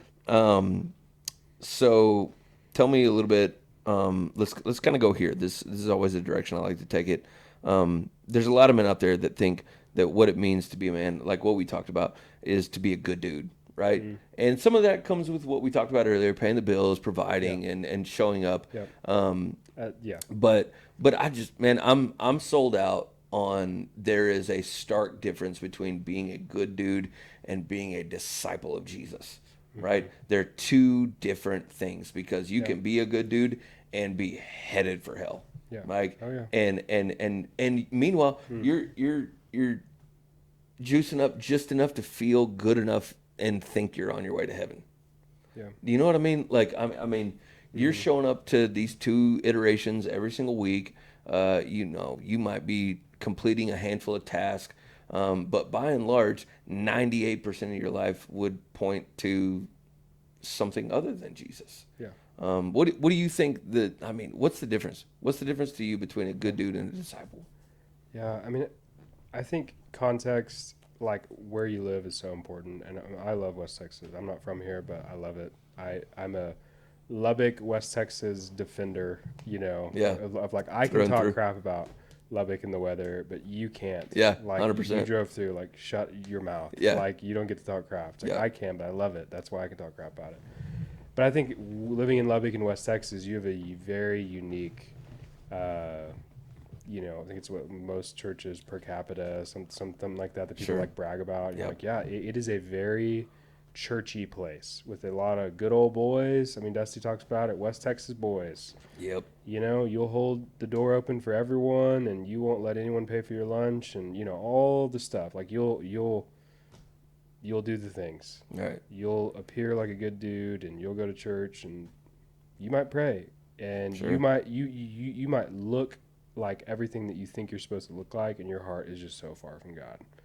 So uninterested in the things of God, so hard to the Spirit, so just immovable, like, and there's a difference, because I mean Ezekiel talks about, like, heart of stone, heart of flesh. It's like, you could be a good dude and have a heart of stone that like hates God, that hates the idea that there may be someone or something above you, beyond you, more powerful than you, calling the shots in your life, and you may on the surface be fine with conceding to the Jesus of West Texas, but you have no interest in following him. Like, Yeah. no interest. Like you think Christianity is like a country club. Oh, yeah. It's like, of course I am. But your dad's paying the bill. Yeah. And you're like, well, yeah, I go to the pool and I play golf and I do this, but I'm not paying this bill. Yeah, like, I don't really care that much. Like, I'm know glad. what I mean? I'm glad to be a part of the communal benefits Right. that are expiring. By the way, that day is coming for the church. I think that it's not going to be just this good thing to be a part of the church. It's like, Yeah. Maybe in West Texas for a little bit longer, but it's like, you talk to anybody who lives in a bigger city that's 10 years ahead of us, it's not like cool to, like, it's Yeah. like, it's like you're kind of annoying and outdated. It's like, at Yeah. best, Yeah. Yep. you're nice at best, what Yeah. I mean? And other than that, anyways, that's a different conversation. But, Yeah. but yeah, like, I think you can look like a, it's like the whole, like, you look like a car, but you're not a car. Yeah. Or like, you look like a dog, but you're not, Yeah. I don't exactly know what it is, but like, yeah, there's just a difference. It's like, you can be a good dude, a morally good person. You can live a good life objectively and not know Jesus. Yeah. And not follow him. And like, you can do all of that while thinking you do it. And that's a really scary thing. Billy Graham used to say, shout out Billy Graham, that he's like, most people miss heaven by 11 inches. He's talking about the distance between his Yeah. head and his heart. Yeah. You know what I mean? It's like, so it's it's an interesting subject, especially out here in West Texas, where it's like everything about the Christian faith is you can't do it. And everything about West Texas is yes, I can. Yes, you can. Is if you get yes, enough I smart can. people in cash, I've Yeah. heard that. I can't Yeah. tell you how many times Yeah. I've heard this one. If I Yeah. get enough smart people and cash in a room, I can figure out everything. Yeah. Every problem. And like that's probably mostly true. Yep. Like And that's- especially out in West Texas, Yeah. you're like, yeah, it feels like we can kind of do whatever we want out here. Yeah, If you 100%. got enough money and enough like important Yes. people, like you could pretty much do anything. And if you got money and you're an important person listening to this, do make more fun stuff. Yeah. We need more fun stuff. Objectively in Lubbock. Lubbock, 100%. I love it. It's not a fun place to live. Yeah. Objectively. Anyways, I digress. But no, that's okay. yeah, the power. It needed to be the said. powers that be, man. It's like, yeah, golly. Anyways, We don't need another restaurant or no, a church. dude, no. We Like- need more splash pads, free splash pads, and water parks and aquariums and things to do when it's 9,000 degrees outside. Dude, preach.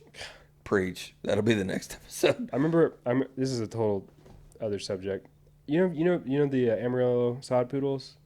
Yeah, I was in they were Amarillo supposed yesterday. to go to. You know they were supposed to come to Lubbock, and the city said no. Didn't want to pay No. the taxes. That's It's supposed to hilarious. be downtown across from West Table. Dog, I remember. Well, Isn't that crazy? So you wouldn't have been here. We used to have two. Yeah, We Cotton had Kings. Cotton Kings and the Crickets. Yeah, dude. And let me tell you right now, Ridiculous. there's nothing more fun. There's nothing more Ridiculous. fun. And that ballpark, Saw Poodles, it's wonderful. It's fantastic. We're going there next weekend. Yep. And the fact that it could have been across from my favorite restaurant in Lubbock and could have walked there, no, dude, it's too cool for Lubbock. Lubbock said, no, dude. What's your favorite restaurant? Well, it's technically the brewery, OBK. Okay. Yeah. It's like Dirk's. It's West Table, but Yeah. it's just it's like in bar food format, Yeah, sure.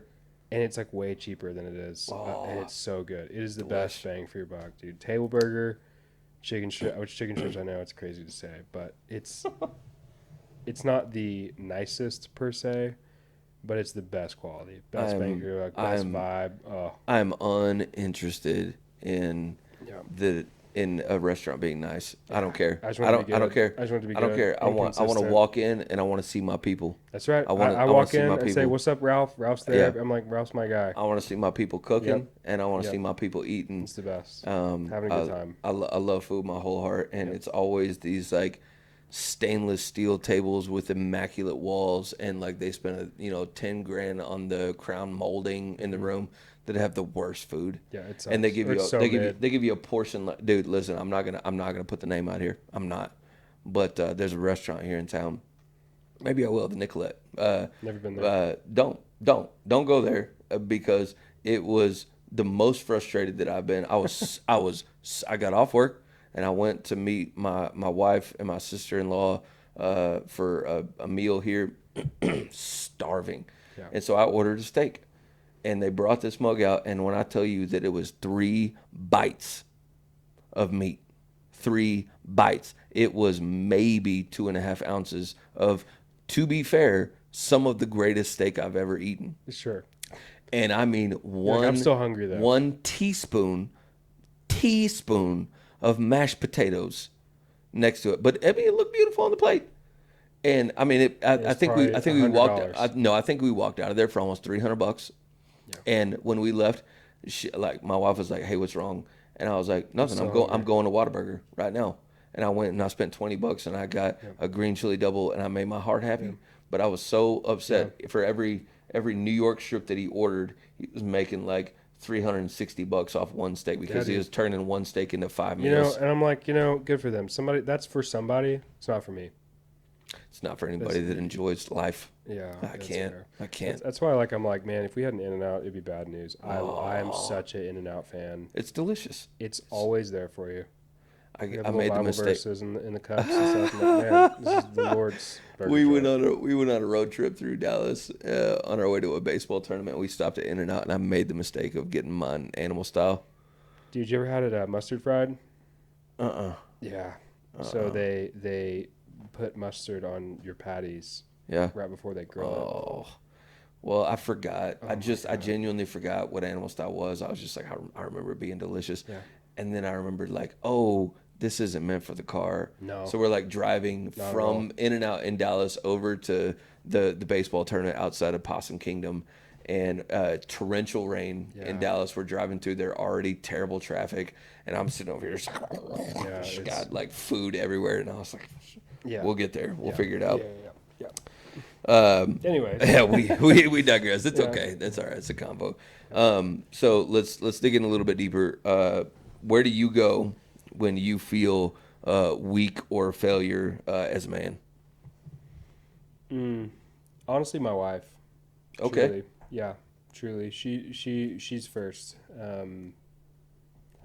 Not that hasn't always been that way because I think my wife. Yeah. Yeah, that's where I go first. I talk to her about things. I mean, I sent her this like song that I was listening to yesterday that Sure. I already kind of alluded to it. Me and my dad have a fine relationship. Sometimes it's interesting.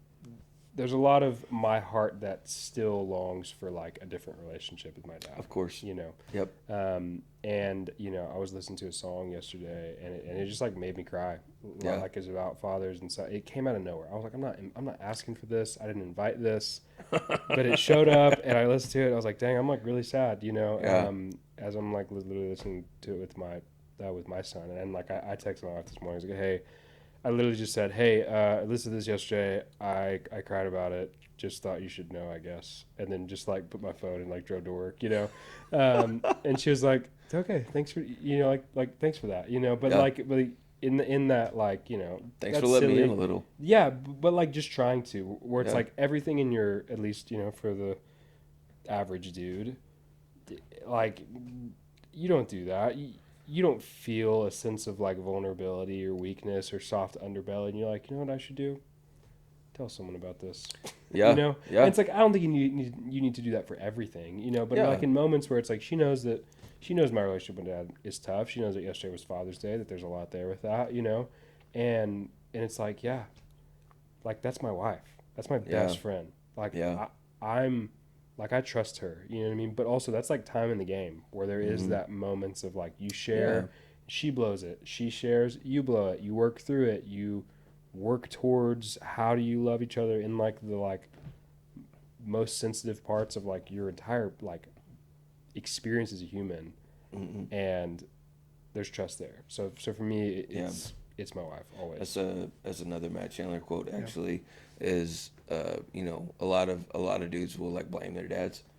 And he's been open about his relationship with his dad, but he always ends it with the same phrase, and I always tend to end my statements about my parents the exact same way because was my upbringing perfect? No, I don't know anybody's that was. No. And I'll always try and quote him at the end of those statements and say they did the best that they could with where they were. Yeah. And it's like we look at our parents, and like now that we're beginning to age a little bit, we start to see like, oh wow, there were real stressors in their life. And it's like they may not have had the examples that we have in like Matt Chandler and some of these other cats, like and they were doing the best. Maybe all they knew was I have to provide, and so they were like, all that matters is I got. There's a lot of grace for that. Do the best that I could. Yeah, man. Yeah, there's a lot of grace. That's not natural though. I think especially in our culture right now, dude. It's always going back. We already talked about it. It's always something. It's always someone else's fault. Yeah. So your own problems, and like that does not absolve fathers from their mistakes or the way that they were not present or. Yeah. But there is an element of like, okay, there's always more. There's always more to the story. And if it is like, let's say you do uncover it and it's like, oh, your dad was intentionally being, neglectful or whatever. It's like, well, they have to deal with that. And they're going to stand before Jesus one day and like have a conversation about that. It's like, but even then it's like, well, like maybe just didn't know how to be present. You know what I mean? Like just super practically, it's like, okay, trying to be gracious, trying to be charitable, knowing that if the roles were reversed, you would want that. You would want someone to be gracious. You would want someone to be charitable. So trying to model that. Well, and I think what you shared about your wife and kind of letting her in that moment, like, yes, that's where you go in places of weakness and failure, but like also it brings up the conversation about vulnerability and it brings up this reality that like that's also another category that a lot of men, myself included, like there are pockets in my life like that I have difficulty like being vulnerable about. Say that 5 times fast. But like it begs the question of why why is being vulnerable and saying I'm sad, I'm mad, I'm upset about this thing, or I wanted to control this and nobody would take me seriously, and I failed at it. Like, why is it so tough to say like I don't know how to trust Jesus? Like I don't like I'm interested in what you're spitting, but like I've got a lot of real objections to Christ. I've got a lot of real things that I need to work through first. Like, why is it so tough as a man to be vulnerable? Yeah, I mean, I think every I mean most every situation circumstance in our life just tells us that that's not the best option. That that's not what you do. That's not how you make it. That's not tough. That's not Right, strong. You're not going to stand out doing that, or you will in a negative sense, right. And it's just like everything in the normative male experience is saying that you shouldn't do that. Well, and even what you said earlier about that literally just reminded me about what you were saying about earlier, the greatest story ever told. Yeah. It's like this story is the one thing Yeah. that, and maybe that's some people's hang up, honestly. Yeah. But this is the one story that's saying Yeah. you can't do it. Yeah, you could never do it. You can't. And that's like the whole point. You That's the can't do whole it. point. And it's okay. Yeah, yeah, and it's just like, yeah, right. Yeah. Like I'd love, it's like let me do everything I think I need to do to be right with Jesus, and then I'll let him love me. It's like, man, that's just like that's not it. That is not the narrative of our faith. You know what I mean? It is Yeah. conceding that you just could not do it. And so I Man. think like, but that takes being vulnerable, that takes being real, that takes being authentic, that takes being honest, and like a lot of people, I mean, just like, I feel like that's where you find sin patterns, mistakes. That's where I think you find yourself in places. Like I was talking to somebody yesterday at church, and he was saying that there's this couple that he knows that's coming to church with him, whatever, and Sure. they're in like crisis mode, Yeah. and they're just like reeling from like things that have happened. And you can Yes. probably guess, the kinds of things we're talking Of about. course. And like, I don't think you set out to like ruin your family. Yep. Like you just aren't honest with yourself. You're like, oh, this like man, it's like, yeah, I hadn't, like for an example, it's like you're like, oh, I hadn't really watched porn in years, and you start watching it, and then Mm-hmm. you're not honest, and then you Yeah. realize that this is growing and it's turning into something else, but you're way down the line when you should have shared now, and now it feels like a mountain to share instead of Mm-hmm. instead of like a just Yeah. just something that happened one off, and then you're just dishonest and dishonest and Yep. dishonest, and you look up and you're doing things with people that you never thought you'd be doing, and you're Man. actively ruining your family and your life, Yeah. and that's real. Yeah. Well, and man, I I don't even want to say I hate to keep going back to this. I love going back to this because this is the point of the podcast is discipleship gives that opportunity.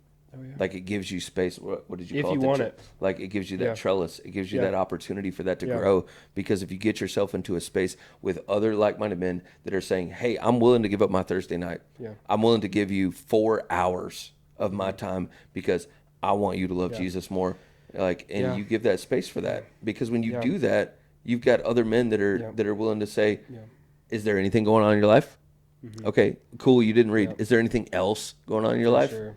Like, Yeah, and I think too, even though like something that like I think that I have personally almost like defaulted to the trellis more than I have inspected the vine per ooh, se, yeah, because like there's dudes in our college ministry that like, let's just say they had the trellis, yeah, they did the stuff, and they had every opportunity for years to be honest about things that they were struggling with, and did not do that.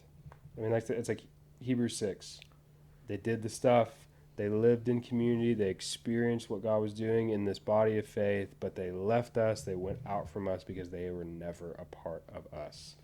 And so yeah, it's like it's like this reality that you can do all the stuff. You can have dudes over in your house Thursday, and you have no idea if they're being 100% like serious or real Yep. or honest. Yeah. You know what I'm saying? Like, one of the things I feel like I've learned honestly with my job this past year is people are only as accountable as they want to be. So if they want to be 99% accountable, they'll be 99% accountable, and they're going to fool all of us. Yeah. And that 1% thing is like going to come to the light. It's going to get exposed. Yeah. It's going to get caught. Yep. And 100%. you know what I'm saying? And so it's like you can build the trellis, but I think a lot of times you have to both build the trellis, do the stuff, get in groups, be accountable, do all the things. Yeah. Like all the things that you, like fight for your life, like do all the things, and also be brave enough to ask the question of like, how is the vine doing? Is the vine even there? Yeah. Do you even believe in Jesus, or are you just like submitting to this like Christian subculture? Yeah. You know, Sucks. yeah, Like that's, I mean, yeah, I've said this so many times, but like yeah, being like in a church environment or being a Christian who is not about it is the suckiest version of life I can possibly imagine, dude. Like when you're and asking Paul people, says that. you're Paul's asking like, if people none to of this do is this. real, he's like, we should be pitied the most. Like if it, none like of this is it's real. it's absurd, man. I can't Yeah. wrap my head around. Yeah. I can't wrap my head around. Go like some of the things that we do as a Christian, like objectively speaking, are boring.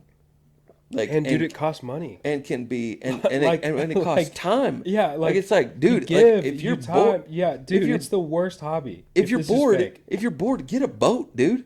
I wish I could. Get a boat and I like would love a boat. take your Sunday morning know. back, dog. Take your Wednesday I know, back. I know. And go live for you. Yeah. Like If this wasn't real, that's exactly what I'd be doing. like Or trying to. I'm just like if I'm in a church, like I'm taking it all serious. Yeah. Like I'm 100. Like I'm trying to share the gospel. I'm trying to grow. I'm trying to learn scripture. I'm trying to disciple other people. I'm trying to grow. I'm not doing it perfect, and I don't know that I ever will. I'm confident that I won't, but I'm going to keep trying. I'm going to keep chasing after because I believe it's real. I believe that it's about it. It's my anchor in the storm. It's where I'm headed. But like, dude, if it's not real, like, dude, I'm out. church is busted. And sure. like, I'm like, I'd Terrible- rather go hang terrible out. hobby. I'd go rather. I mean, you're going to deal with broken people. If broken people is the reason you're not going to church. Sorry, dude. There's not a group in the world that's not broken people. But if I'm not about it, I'm going to hang out with the other broken people that are all like giggling, having a good way more time. fun. Like, I mean, have you been to any non-Christian concert? Yeah. They're way more fun. Yeah, they're a good time. They're way more fun. For sure. Like, For sure. like, Yeah. man. On that note, how has God's grace met you in some of your weakest moments? Yeah, I think from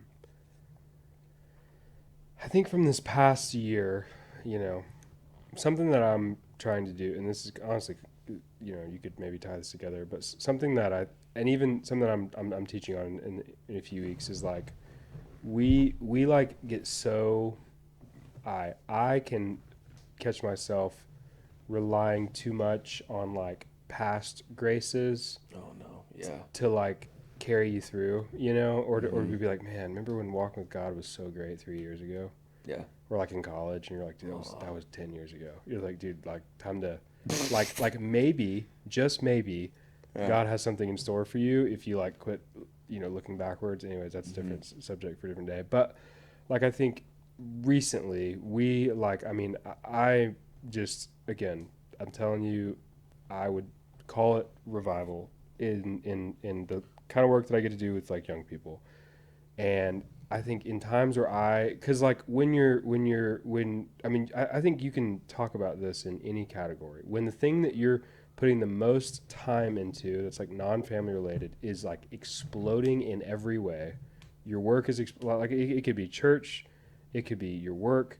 Like you look at that and you're going, okay, can we keep this up? Is this sustainable? Well, let's keep pushing. Let's keep trying to get more. Let's keep trying to make more money. Let's keep trying to reach more people. Let's keep trying to see where this goes. You know, like if you get enough money and the right people in the room, let's keep blowing this thing up. Yeah. And so I found myself thinking about that with the college ministry. Like our ministry literally doubled basically overnight, like in every way, Wow. which is wild on a already, you know, large, thriving college ministry. Sure. And I caught myself being like, we got to keep this going Mm-hmm. or else, you know what I'm saying? And making it about the amount of people that showed up, Mm-hmm. you know, and what's the comparison cross industry, how much money you make, what's the bottom line, how are you growing, how many locations, you Yeah. know, there's a million different ways in which this exact same thing plays out in people who don't work in the church. Yep. It's here's this good thing that became a god. Yeah. Here's all these, and I'm going to sit up there and I'm going to teach about, you know, Yeah. and I remember what this would look like. Still wrestle with it, but have God has met me so many times over and over again in the space of me getting, you know, before students show up, me being like, oh God, you know, the line down 66 isn't backing up yet. You know, I'm a little nervous. You know what I mean? How many people are going to come? And literally just beginning to go into like the green room at our church and just pray like, I don't care. I do care, but Right. I'm giving it to you. You know what I'm saying? Right. Like I'm being real. I'm being honest. I'm telling God in the green room right as I walk This is where out I'm at. that Yeah. this is where I'm at. I'm being honest. I'm keeping it real. And God, I need you to meet me in this. And I'll say with my mouth, I'll talk to 10 people in the same way that I'll talk to 600. But I know in my heart that's not true. You know what I'm saying? And just being real. Yeah. And I think some of the ways that God's grace has met me in that is just like just constantly being blown away the fact that people like God is just blessing our ministry right now. People keep showing up, so I Yeah. get in my head and shove like this is stupid. I don't need to worry about this. Like this is not about me. It's about what God is doing, and I think it could be any dum up there teaching and leading. That like it just doesn't matter. Yeah. Where it's like it's just Yeah. God's doing something incredible we get to be a part of. But even in the midst of that, of like Him entering in and be like, why, like why are you so like you were never the numbers dude until numbers blew up. Like you never cared about that. Why do you care now? Yeah. Why? Yeah. You know what I mean? And then entering it and then like peeling back those layers. You talked about counseling before you got on here, but peeling Yeah. back those layers of like, I mean, my counselor would ask me the question of like, what do you think God would think of you if you could not do anything for Him? If you couldn't do anything for Him, if you couldn't perform at all, if you couldn't serve His church, if you couldn't talk, if you couldn't do anything, what do you think God would think of you? And I'm like, well, I don't think He liked me all that much, Sure. you know? And it's like, he's like, say that again, dude, out loud. Like, Yeah. what? Yeah. You know? And it's like, but like peeling back those layers of being like, you put a lot into like serving Jesus. You know what I mean? Like I have like the coach mentality with God, Mm-hmm. you know, Yeah. that I've got to like crush it. And if I'm not on a team, then like, you know, why are we here kind of deal. Yeah. And so I think God's grace in this season is just like, yeah, like you're in a really sweet season and yet it's still not about that.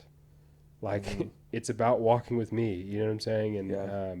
it's about intimacy with me. And it's like these gentle corrections, you know what I mean? That's Yeah. like, I've had moments where it's like major course corrections where it's like a slap upside of the head and you're like, oh, okay, back this way. Oof.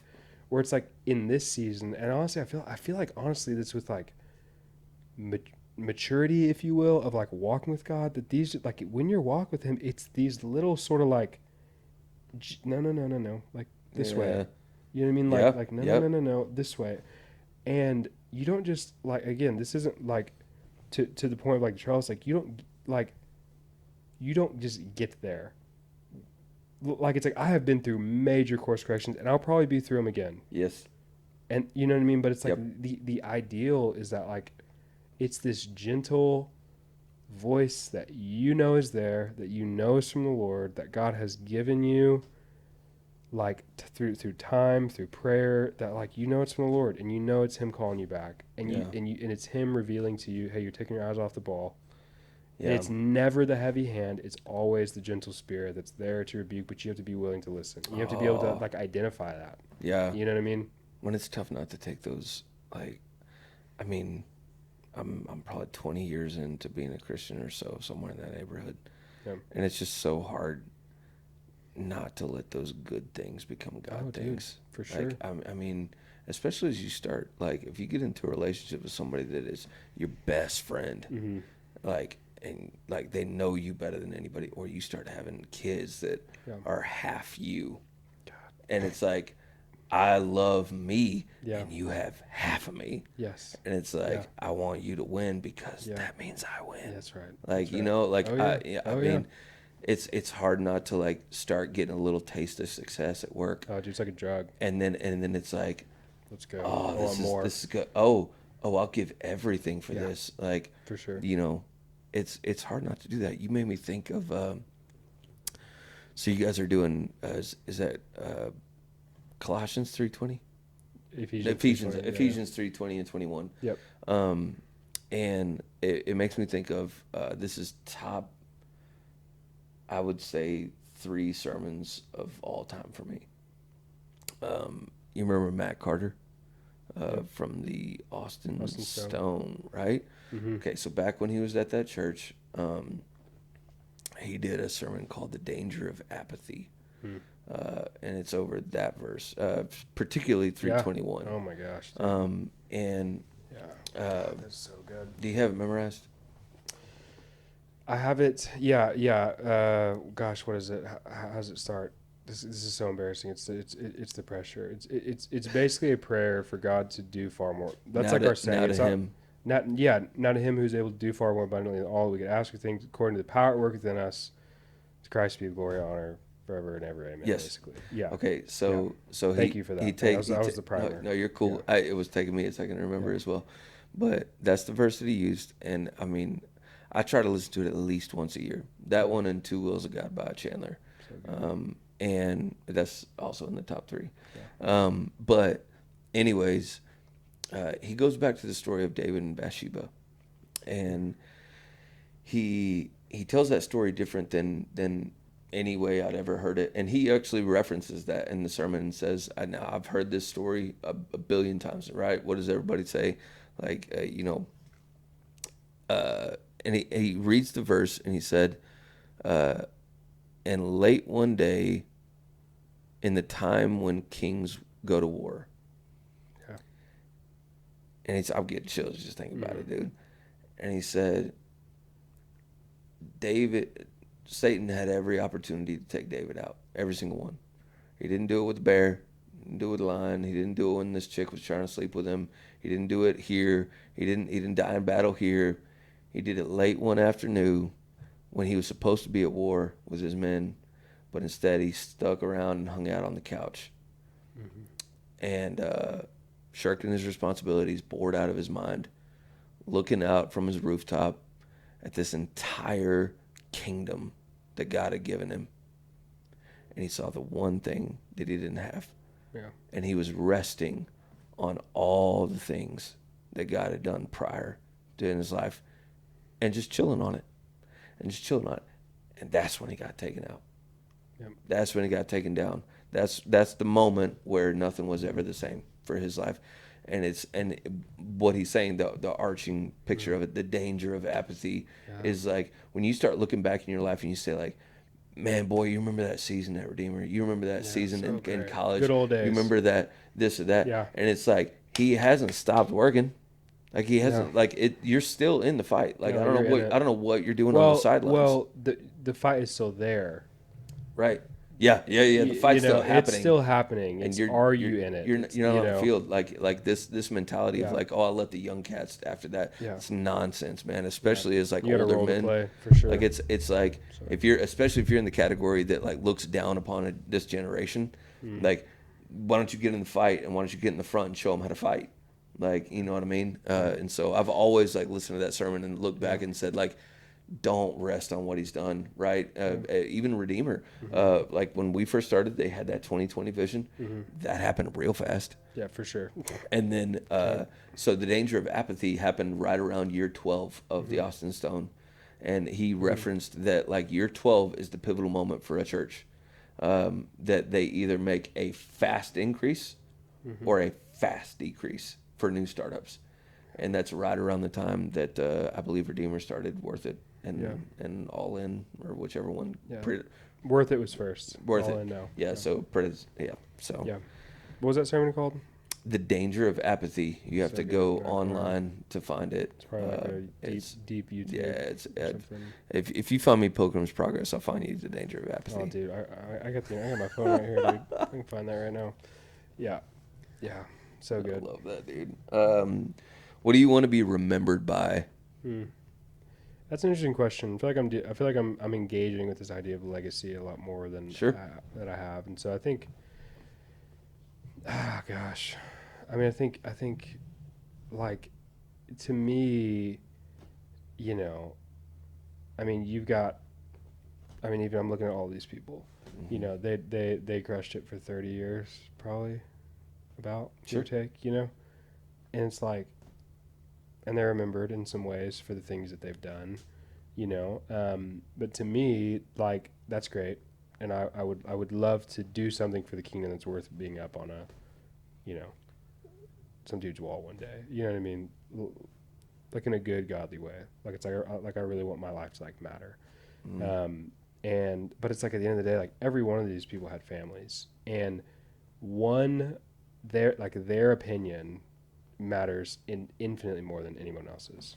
Yeah. You know what I'm saying? So like John Piper, like if John Piper doesn't love his wife, I don't really care what John Piper says anymore. Yep, for sure. You know, was that Tozer? Yeah, AW. Yeah. Where it's like his wife. Have you heard the quote about what she says after? Okay, so Nope. great example. She says after he dies, about if someone was interviewing him or something. I don't know the context, but she's talking about her relationship with her husband, and she said, "I knew that he loved Jesus. I wasn't sure if he loved me." Oof. And so that to me is an indictment on everything. Yep. That Absolutely. A.W. Tozer has said. Yep. I think that's him. He may be getting shade from the grave, but I think it's Tozer. Shade from the grave. I like that. But I'm like that. Like nothing you say matters. Yeah, for sure. You know what I'm saying? And so for me, I have to be a good dad. Yeah. Like I have to, like morally, I have a moral obligation to be a good husband. Yes. Or it invalidates everything that I do for a living. Yes. Everything. Absolutely. Everything. So Wow. what do I want to be remembered by? It's like, well, or what's my legacy? Like I want my kids to know that, like, going back to things I tell my kids, I love them, I'm proud of them, and that they make me happy. Yeah. And that dad really loved Jesus, and that dad was not perfect, not perfect, right, at all. We're working first gen Christian here, and it's like there's a lot that even I've been so helped by, like Matt, is like there's a lot of interesting first gen Christian things that like you work on that are just like you kind of have to like he's been talking a lot lately. He's all. Have you listened to his he just did another manhood series? Yeah, it was beautiful. So Design good. 2.0 plus So 2 sermons. Good. Yeah. Yes. So good. But like that idea of like taking stuff like to the grave with you. Yeah. I think 10th generation Christians going to take stuff to the grave, but I think it's like a, what is it? Exponential. It's like a reverse exponential where it's like, I think there's a lot of things that first, second gen Christians are taking with them. Yeah. And like, I'm trying to figure out what those things are right now. You know what I mean? To where things that like, okay, here's stuff that I dealt with, like I really don't want my kids to deal with. They're gonna have their own battles. They're gonna have their own sets. I mean, Lord, likely they're gonna grow up pastors' kids. That's a whole different world. I'm like, I didn't even grow up a Christian kid. You know what I mean? So it's like this is wild. But it's like I think things like really really basic. Loved Jesus, loved mom, loved us. Yeah, and he was the same person at home. Yeah, that he was out there. That's my like biggest compliment of Dusty is he's the same person. 100%. He like 100%. Like almost not like to a fault, but like you're like the same dude. Like there's no mystery in who you are and how you are as a person. Yes. You know what I'm saying?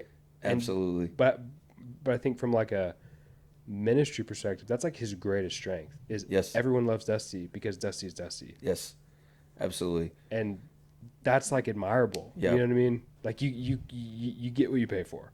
So, we just a quick shout out to Dusty. I think I've said this before, but if I didn't put his name to it, I definitely want to tag him to this. My wife had been, saying that counseling was a good thing for a while, and I was never in on it. I was like, nah, I'm good. We're fine. I got a brain and the Holy Spirit and Yeah, the we're Bible good. and Lots good of friends. books. We're cool. I got Yeah, this. yeah. And anyways, one day, Holy Spirit just kind of hit me on my way home, and I just started thinking, was like, man, your wife loves you, dude. Like, why are you being a joker? Like, why don't you not be so close minded, and just try to open up to the fact that maybe she has something good in store for you. And so I didn't even know where to start. Like, I thought all counselors were the dudes that want to make you hate your dad and like and that's it. And I was like, I'm uninterested. My dad's cool. Yeah. But I didn't know where to start. Yeah. And at this point in my life, I had not been attending Redeemer for at least a year and a half or two. It makes me a little bit emotional. Yeah. Dusty's the only person I could think of that could probably help me out. Mm-hmm.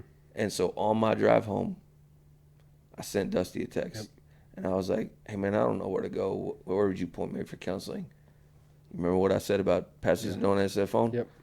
No, right there. Right back. Nope. He said, I know exactly where you need to go. Yeah. Right? That's ministry. Legend. Oh, dude. That's ministry. I called him the other day, randomly had this thought, had a conversation with someone. I was like, hey, I thought of him, and I was like, I think that it was almost on the different side of the call. I was like, hey, I think he would want to hear this. Yes. Called him. I could tell he was leaving his seat at his son's baseball game to take the phone call, which I'm like, in most cases, you probably shouldn't do that. Stay at your son's baseball game. But like, obviously he's had a lot of reps. He's had a lot of games, but I'm like, stuff like that. I'm like, that is like, Yeah. Yep. That's like that's the kind of person you want to be. You know what I'm saying? Mm-hmm. Who's John Mark Comer talks about this idea of being interruptible. Oh, yeah, for sure. I am so wildly not interruptible. like we have our offices, and I like shut the door and like literally put posters over the door so no one can see in and I can't see out. Absolutely. And literally says basically like piss off. Not really, but it says message me on Slack, which is what we use for. Yeah, sure. And I'm so and so I've been trying. Yeah. Leave my door open. You know what I mean? You took one poster down. No, literally. But like Dusty's door always open. Yeah. For sure the most like yes. You know what I mean? Like has every reason to shut the door. 100%. But it's like, and I'm like, dude, but I'm so busy. 100%. He's like, yeah, right. You've seen the movie this might be a terrible example. You've seen the movie Troy? No, I haven't. With Brad Pitt? No. Dude, you're older than me. I'm big into Greek mythology. I love the stories there. If those were real, they'd be super cool. Yeah. But they're not. Yeah. But good stories, though. Good try though. Good try. Sure. It was a killer. And when Odysseus he tries to convince Achilles to go to Troy for the war, and so Achilles goes down to the sea to meet his mom and basically to ask for advice. Should I go or should I stay to this war? She says something special, and it may not apply here, but it's a cool story. She says, if you stay here, you will meet a wonderful woman, and you will have kids that love you and that look up to you. You have a great life, and those kids will have kids, and they'll tell stories about you, and they'll love you. And those kids will have kids. But once your grandkids begin to have kids, your name will be lost. If you go to Troy, you will die, but your name will never die. Yeah. And she said, something like your fate and your victory walk hand in hand. And it's, again, this may be terrible, but I love the movie. I had to plug it.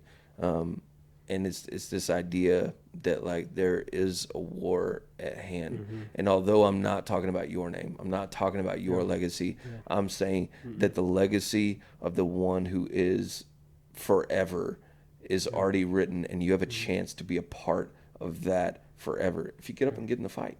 Like, and so like I want to be in this camp and in this category like I was willing to jump into the hard thing. Yeah. You know what I mean? For sure. Amen. I mean, amen. Yeah, it's the easy thing to not enter in, and I would say I'm not like a professional dude who's just fighting every demon that he's got at every turn. You know what I Right. mean? But it's like there is a willingness of like, okay, are you entering in? Right.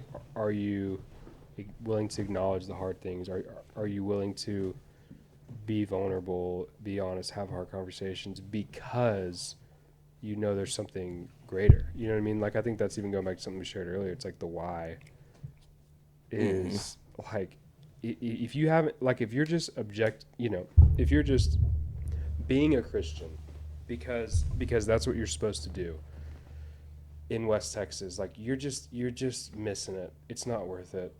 Yeah. It's just not. But like if you have like if the God of the universe is real, if his son came, lived, died, was killed, and came back to life so that we might live, and John 10:10 says that Jesus has come to give life and give it abundantly, that's either true or it's not. Yeah. Like that's either a livable, experienceable, if that's a word, I don't think that's a word. It's like that's either a real reality that we can live into, or Jesus is a liar and all of it's fake. Yeah.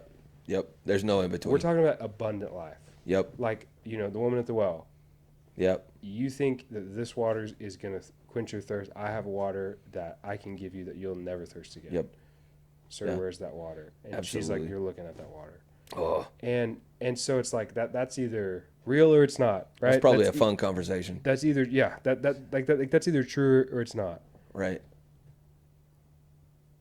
You've got to have that truth, that faith, that experience with the King of the universe to fall back on to make all of this worth it. Because Yes. if you don't, just make yourself happy. Yeah, dude. Get through, 100%. pay your bills, get a boat, do whatever you want to do. Like Get a ton of loans and move Yeah. to Mexico. yeah, sure, yeah, You know what I mean? why not? Like, Run it, get- yeah, Run it. that's right. But it's like kind of something that I've been like working through is you almost like you can't unsee it.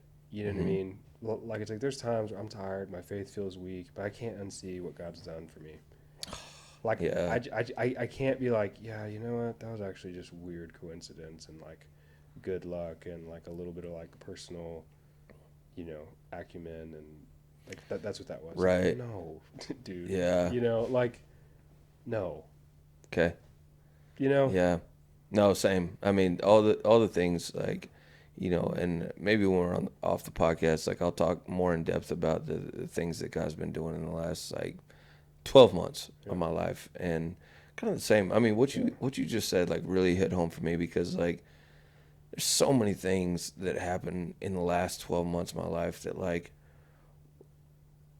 they just wouldn't happen without divine intervention. I mean, there's just no like it's like I look back at my life and the thread that connects everything is not connectable at all. Like it just happened, and these things were directly in line with God's namesake, His glory, and what He calls us to originally. They weren't the things I asked for. I'll say that a lot of them were not the things I asked for, dude. Like, and I won't go into detail because it'll hurt some people's feelings, but they weren't things that I asked for. And yet here I am, and here's what's going on, and I am where I am because of divine intervention, and it keeps moving like that. Amen. Man, one of the last things I want to ask you, because you said it earlier, I meant to dive into it. We started talking about something else that was fun, and we went that direction. But you talked a lot about sharing the gospel with the lost, like when you're on like Tech Campus or Monomyth, the coffee shop that you go into, whatever it is. Like, I have found in the crew that I'm in the circles that I run, this is a very, very difficult thing to do for a lot of Christians. Jen Wilkin and JT English in their book together, not the podcast. I think they might reference it on the podcast, but in the book they co-wrote, "You Are a Theologian." Yeah, so good. They quote the Barna Group's research studies on modern day evangelicals, and some outrageous number, like in the neighborhood of 50% of moderate evangelicals, meaning somebody that is, this isn't just going to be like they tick the box Christian. They answered a bunch of questions saying, I'm going to church regularly, I'm reading my Bible regularly. Yeah. Like, they like have a fair exposure to the Yeah. gospel. Like 50% would say that it's inappropriate to share your faith Yeah, it's wild. right now. And that was within the last 3 or 4 years, Yeah, which like to me that's that wild. I feels mean, foundational. sure, Like that. and it is, but it makes sense Sure. for the cultural moment. Right. It's like, hey, Know your if truth, someone like that gives, kind of yeah, nonsense. yeah, or like you have to almost like, it's gonna sound crazy, but like, if you can share if someone like gives consent Oh yeah. for it, you know what I'm Right. saying? And so even like evangelism to like young people looks very different than likely it looked 10 years ago when I was in school, or when you were in school. Like it's like it just looks different. Yeah. And so as much as I hate that, Yeah. I'm like, what are you talking about? It feels inappropriate. You're like, life or death. You know what I'm saying? Like, it's like, what are we talking about here? Yeah. There is a like cultural winsomeness that like there's rules of engagement Sure. in 2025. Sure. The rules of engagement in 2025 are different than they were in 2014, Sure. and they're different than they were in 1998. If you try to take 1998 evangelism tactics in 2025, you might deconvert because of how bad it goes. You know what I'm saying? Sure. Like it's a Yeah. lot, like it's terrible. Right. And so it's like, when you think about engaging, it's like, yeah, personal things are they're for you unless someone invites you to share. And you have to sort of understand how to engage in that world. And so I think even sharing your faith is like you have to create an environment where like obviously you're going to share, you're going to be forward, but it's like one of the things with this up and coming generation is they're really empathetic. Like dudes just straight up got more empathy than like Yep. our generation guys. You know what I mean? The pendulum swung. It has swung. Yeah. And so, long story short, I think that's important.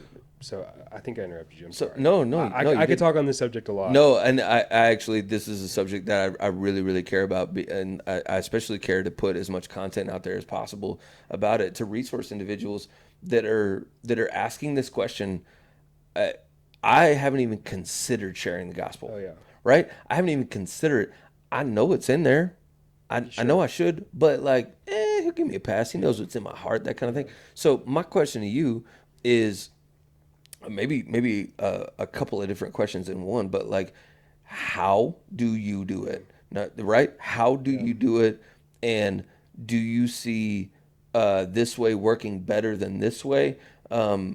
Or like, Yeah. are you finding more value in the Yeah. relationship, the long-standing duration one? Yeah. Right. It's like Yeah. I'm gonna befriend this person Yes. for And yes. 25 Yeah. Yeah. years, Yeah. Yeah. and then For on sure. year 26, Yeah. we'll talk about it.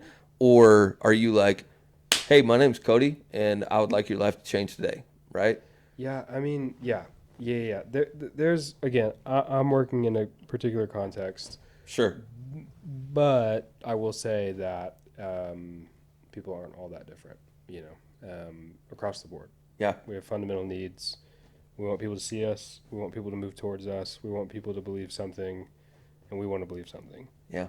And so there's fundamental human realities that we all get to experience, and they obviously look different in the context of how old people are and things like that. But yeah, I mean, I think relationships, yeah, like for sure relationships, but like if you are you, and you meet someone and you don't share the gospel with them, you don't invite them to church, that may be fine for like a week or two of like you running into them, and then they're gonna realize that there's something, not like, oh, there's something different about it. Maybe, but like it's like you probably couldn't hang because you got this church thing, or like Yeah. they see your Bible out and or like they come over for dinner and you pray, and like it's like, and then it becomes weird.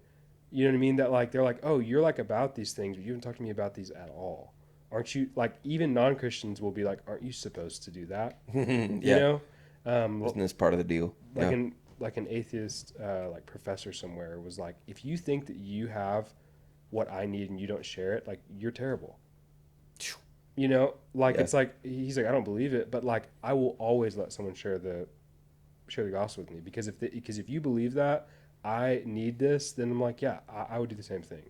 And so, Yeah. anyways, that's different. We could chase that rabbit, but I think how you have to go back to the why. You know, like Yeah. you have to go back to like, are you actively walking with Jesus? Yes. Are you actively believing the gospel? Are you actively participating in confession, repentance? Like, are you actively drinking from the well? Mm-hmm. You know what I'm saying? Because if you are, then it's like, okay, you're gonna. It doesn't mean you're gonna share your faith, but it means you're gonna like see people. And so some of the language that we use all the time in the college ministry is like eyes up, like Sure. eyes up, like Yeah. we have these sayings in our gathering. It's like, no one stands alone, no one sits alone. So like our leaders, like if anyone new looks like they're new, they're like, people will like literally like run to them and try Yeah. to see them. That's the first step. Yeah. See people, Yeah. like look people in the eyes, talk to them like they're real people, like they're real people. See them, Yeah. and then there's this element of like moving towards them, because it's one thing to see people, it's another thing to see them and then move towards them, Yeah. Yeah. Yeah. both physically, emotionally. A lot of times that looks like just being a good friend, you know.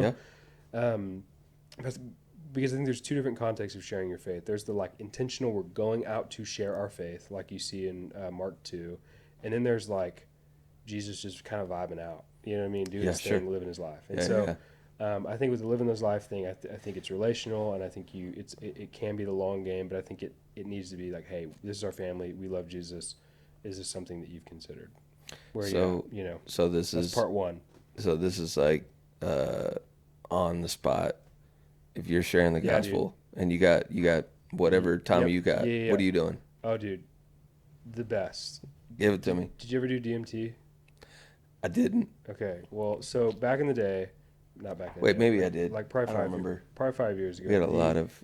Yeah, for sure. You did a lot of things at Redeemer. Back in the day, the strategy was walk up to someone, let's say they're at Market Street and they're looking at cereal. They've got a Cowboys shirt on. You go, oh, dude, I love the Cowboys. I'm from Dallas. Like, you start Connection. talking to them, connection, Yeah. right? And then eventually, you know, like, oh, well, we're here, and you know, like, are you Christian? It was like this, like these like settings that were like just quick. Like people don't go short of talk. People don't go like they're there to get their stuff. They get their AirPods in and they're out. And so you try to do this like sort of like mid-range relational tactic that just doesn't work. What we do now, that is like, you know, it's working. And Sure. it's very complicated. It's very, very complicated. You walk up to someone and you say, hey, we're with this church. I'm Cody. This is, let's say one of our leaders. This is Cash. And we are walking around praying for people. Sure. Is there anything we can pray for you for? Big time. That's step one, because you immediately gauge their spiritual interest. We train our leaders to think red light, yellow light, green light. Sure. Yeah. Totally. Green light response is, oh my gosh, I have had the worst day. I Right. just got a text from my grandma who's back in Amarillo, who she fell and broke her hip. Yes, Yeah. please Yeah. pray for them. Okay, so Right. they're green light. Yellow light's kind of like, so who are you here with? Huh. Like it's What are like you selling me? yeah, like Yeah. red light is like, nah, dude, piss off. Yeah. Sure. You know, Totally. like I'm out. Yep. And then if it's a red light, hey, yeah, no worries. Like I said, my name's Cody. You know, we're with this ministry. If you ever need anything, if you ever want to talk about anything, like we're here. Yeah. Cool. Move on. Dust your, move on. Yeah. Yellow light takes a little bit more teasing out. You know, a lot of times yellow lights Yeah. will turn into greens, but a green light, someone's a green light. They can be believer or not and be a green light. Yep. Totally. Like believe it or not, they can be red lights and be Christians, and they just don't want to talk to you in the moment. You can't gauge their initial response with whether or not they're saved. Yeah. But I think with the like prayer points, like when they share a prayer point, they are inviting you to engage in something that's hard. Like there is at least one little heartstring, Some felt need that they are like exposing to you that leads back to the things that, to like who they are as a person, to the things they care about, to the things that they want. So like, for example, we have had people literally come to faith on the spot, sharing the gospel like on campus, like all across the board, all different settings. But like, let's say someone's like, oh, my grandma is sick, whatever. Pray for them, like legitimately pray for them. Like stop in the moment, like ask, like, hey, totally. can I put my hand on you, like on your shoulder, Sure. like to like pray with you, like tell us more about the situation. You have a good relationship with like engage in that thing that they've shared. And then after you pray, it's like, hey, like, are you like you seemed pretty receptive to sharing this. Yeah. Like, are you a part of like any sort of community? Like we obviously follow Jesus. Like, do you follow Jesus? What does that look like? Yeah. And then you've already broached the spiritual element by asking, hey, I'm praying for people. Yeah. And so then you engage with them, like it's almost like gloves are off. You're like, okay, we're talking. We've already broached. We've already done the hardest thing in evangelism of breaching the spiritual gap. You've already done it right out of the gate. You gauge people's receptivity. So if they're receptive, you go along with it. You be a real person. You care for them. You pray for them. You ask them what's going on. You ask if they're connected. You invite them to church. Like you're already doing all the stuff because the spiritual gap has already been covered. Does that make sense? Yeah. And so, there's more there. How do you? So number one, I love that, Cody. Like I'm sitting here learning. Honestly, super like simple. I'm legitimately not even looking for the podcast here. Yeah. Like I'm sitting here learning because this is a question I've been asking myself a lot. Like, do I do the Romans Road thing? Like, am I doing this? Like, you can do that. Which route am I going? Is it relation? Like, I'm always asking this question because like I find myself in different places in life where I'm trying to consider which route to go. So I'm learning that. I appreciate that because a lot of what I hear. And my intake isn't global. Like I don't know what all is out there, but a lot of what I hear is the reasons why. Here's why you do it. Yeah. Here's why it's important. You should care about this. For sure. You should do it. And we've got again all these men that are like, got it. It's important. How do I do it? Yeah. Because it's weird to me and it's uncomfortable to me. Yeah. And I think just hearing some actual handlebars, like, how can I pray for you? Easy peasy. Red light, green light, yellow light. Yeah. Move forward accordingly. Yeah. And again, this may be our generation's version of what would Jesus do? This may be our generation's version of if you die and go to heaven, how are you going to convince Jesus to let you in? Yeah, dude, like it may be our version of that. And there's probably holes in the game that they'll fix in 20 years. For sure. But it's a movement, and again, it's another one of those things where it's just like take a step. You got to honor it. Just move towards people. Like when you feel most loved, it's probably from your wife. Yeah. And it's probably because she moves towards you in some way. Physically, emotionally, spiritually. She's just moving towards you. Yeah.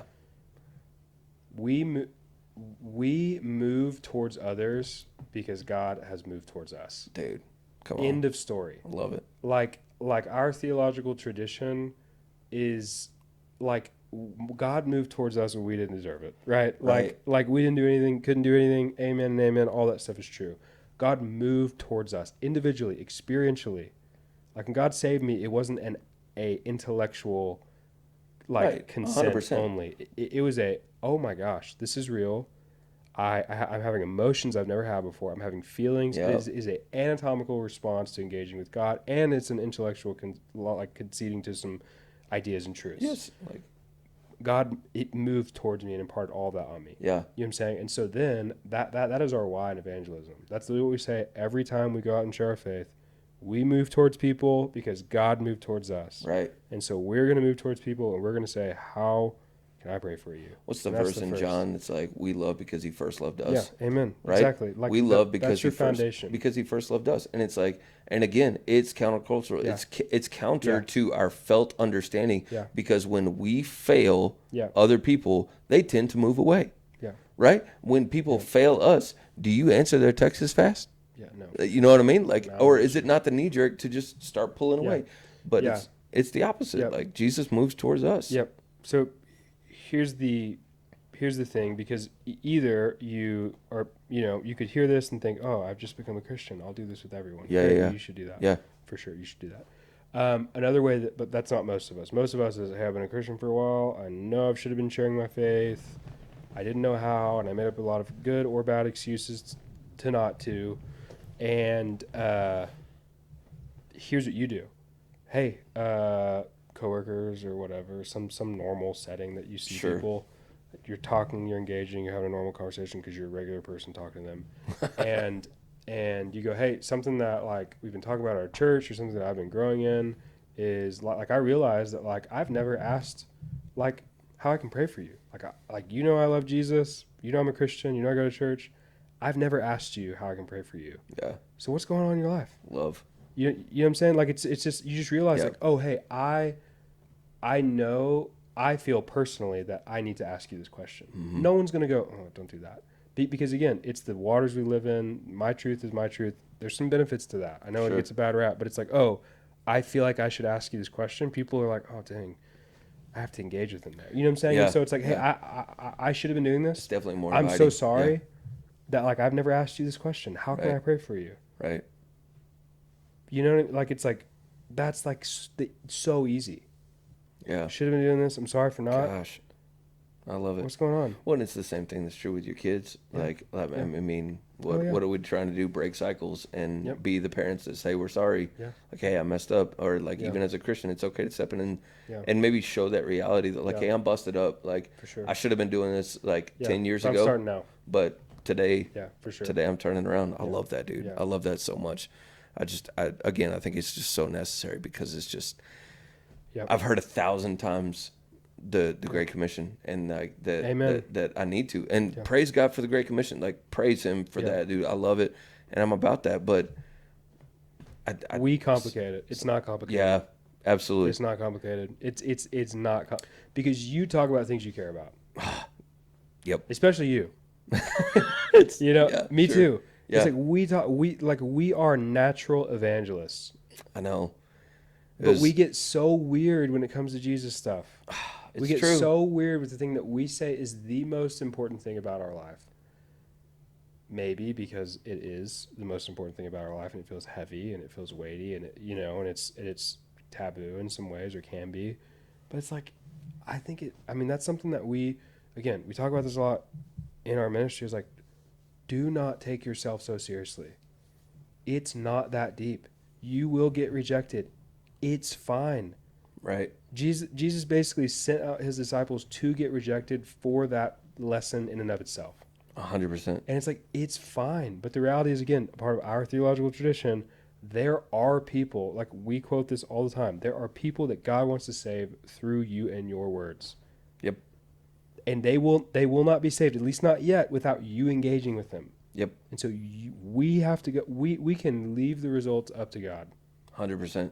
And our job, again, said all the time, is like we're carrying around a bag of seed at all times, just every direction. Yep. Every direction as you go. And it's gonna hit Right. good soil, man. Right? It's gonna happen. Eventually it's going to hit good soil. Jesus promises that. Yeah. He 100%. promises that you like, even Isaiah, I read this verse every single time before I communicate the Bible at all. Talks about as the rain and snow fall down from the heaven and water the earth, it does not return to it. It does what it's supposed to do. I'm basically paraphrasing it. When that water, that snow hits the seed, it does what it's supposed to do. So it is with God's word. It does not return void. It does what it's supposed to do. That rain waters that seed and makes that plant grow. This word of God hits people's minds, it hits people's heart, and it does what it's supposed to do. Dude, you got me jacked up. I'm fixing that. So it's like, there's your confidence. God's word does what it's supposed to do. Yep. So when you go out in the presence of God, power of God, in the spirit of God, sharing God's word, engaging with people that are made in his image, Mm-hmm. you're like, oh, people get saved? Yeah. When you don't have to worry about the results, like you said. Yeah. Like that's such a big part of it. I feel like a lot of the big hang up is Dude. people feel like what if they ask me tough questions? What if who dude? cares? I mean, dude. Be ready to make a defense for your faith at all time, according to the Apostle Peter. That's real, right? Yeah. Like you don't have to wait till you have everything figured out. 100%. Because people don't even know what's real these days. You get on YouTube, you're like, I don't know what AI is and what's real. And so it's like facts tells you. Facts in this, if you're trying to reach young people, facts are the least compelling Yeah. thing in Yeah. Yeah. Yeah. evangelism. They're just so uncompelling. They just Yeah. don't care, dude. It kind They just don't of care. maybe there is some shred of goodness remaining in these like apologists that I'm seeing that are like hopping onto Yeah. campuses and Yeah. just screaming at Yeah. people, and they're like, and they're almost like, what's the Daily Wire guy's name? It's like like Oh, Cliff? no, the this Ben Ben Shapiro? Ben Shapiro. Oh, yeah. Okay, so like the cats that are like that, they're real witty and they're real quick, and they're like, well, let me quote this verse to you. Let me quote this to you. Let me give you an answer for that. Let me give you an answer for that. And they're very combative, very argumentative, You gain very a following, like, but you don't. and they're like, I got lots of facts on everything, and like, and I haven't seen a single video where they connected People just with like, somebody. yeah. Like I mean, I haven't Yeah, seen no, them for connect sure. with him. I'm like, I don't know if that's the way, dude. Yeah, and it's not the way. I mean, it's a way, but like that would have crushed There's a in like lot of other better ways. that would have crushed in like our parents' world. You know what I mean? Like Sure. even like I was listening to some sermon or something, and it was talking about how like the most compelling thing for like boomers is facts. They're like, Yeah. get my mind, you'll get my heart. Yeah, dude. Now it's get my heart, And you'll you get get my my mind. mind. Yeah. Like Wow, like I love 100%. Gosh, I can't even remember who. I think it was maybe Tyler Staton. Anyways, but yeah, it's like, yeah, that's so real. God, I love that, dude. And we're kind of in the in between. Yeah, like, dude. Like I kind of like get my mind, but also like come get me. You know I what need, mean? Like, yeah. like it's like What's come give me a hug. what Too, what's BJ Novak? What's his name in The Office? Ryan. Never watched The Office. Ryan. Okay. I'm so He has sorry. he has this famous quote. It's super memeable. I guess memes aren't cool anymore. It's No, a they it's are. a No, it's a, they are. whatever. They are. All right. They So just don't look like how ours looks. and still so very cool. he's got this quote where he's like talking to the camera, and he's in reference to Michael trying to get him to go be productive and do something well at his job, and he's just saying, you know, like, I don't have a problem with being led. You know, like, lead me Yeah, I've seen that. when I want to be led, when I feel like being led. Yeah. And it's just, and it's that's perfect. It's perfect. That's 100% my generation. Oh, yeah. It's like, yeah, dude, like, I'm all about being led. I can tell you all the books I've read about being led, but do it when I'm in a good mood. Yeah, Like, no, you know, when I'm ready do what I for want to. it. Yeah, no. I love that, dude. That's Man, hilarious. we're getting close, dude. I think we're pretty close to wrapping this up. You got anything else? I saw that question before, and I was like, what do I want to say? Do I want to? How do we go about this? I think, you know, for whoever's listening, I think there's a war going on, you know, for both of us. Mm-hmm. Just like there's this internal battle that you can't see that's there. Yeah. And it's not just with porn and masturbation and all that stuff and doing the things that you shouldn't be doing and blah blah blah. It's for sure with that. There's something deeper. Yeah. That I think at least God is inviting me to consider, that it's not it's not enough to know that you got demons in the closet. It's not enough to know and complain about how you know you're not living the good life per se. Yeah. Living into all that God has for you. But the reality is as like cliche as it sounds, like the only thing stopping us from living into the abundant life that Jesus promises to give us is like us. It's distraction. Yeah. It's lack of presence. It's lack of conviction, calling. It's selling, it's believing that a lesser story is the best story, and it's like, man, I just think can't unsee this from the past, really like 2 years, year or two of ministry of like, there's just more. And God is so ready to pour out the more if we ask him. Yeah. But we don't. Yeah. We don't ask him. Yeah. We have we have a group of college dudes who don't eat for 24 to 48 hours because they're asking that God would do more. Let's go. And 18-year-old dudes. I love it. And we're sitting here as grown men and people with jobs, and we have everything we could have ever wanted, and yet we find ourselves disgruntled and unhappy. Yeah. Yeah. And dissatisfied with life. And God's like, it's the old C.S. Lewis quote. It's like, we get so distracted with mud pies in a slum. Missing a holiday in the sun. Because we can't imagine. Yeah. That's the key word. we can't even imagine what a holiday at the sea is like, what a vacation would be like. Like, we can't even imagine what God would want to do in our lives. Yep. And so we don't play, so we don't engage, because there's Yep. no way, because there's no way it can get better than this, right? No way I can get better than this mud pie, dude. Yeah, and it's like, wow. I love that. So, yeah. That's Not that I think either of us are probably doing that perfectly, but like trying to believe that. Yeah, And I'm live trying to into grow. it, you I know? love that, man. Well, dude, Cody, from the bottom of my heart, I know that this conversation has been a humongous blessing to me, and it's going to be for other people. And I'm so excited to just keep seeing what God's doing through you and your family. And man, thank you so much for being here, dude. Of course. It's Thanks for the invite. Yeah, always, always. Well, you guys, man, thank y'all so much for watching again. And until next time, y'all stay in the fight.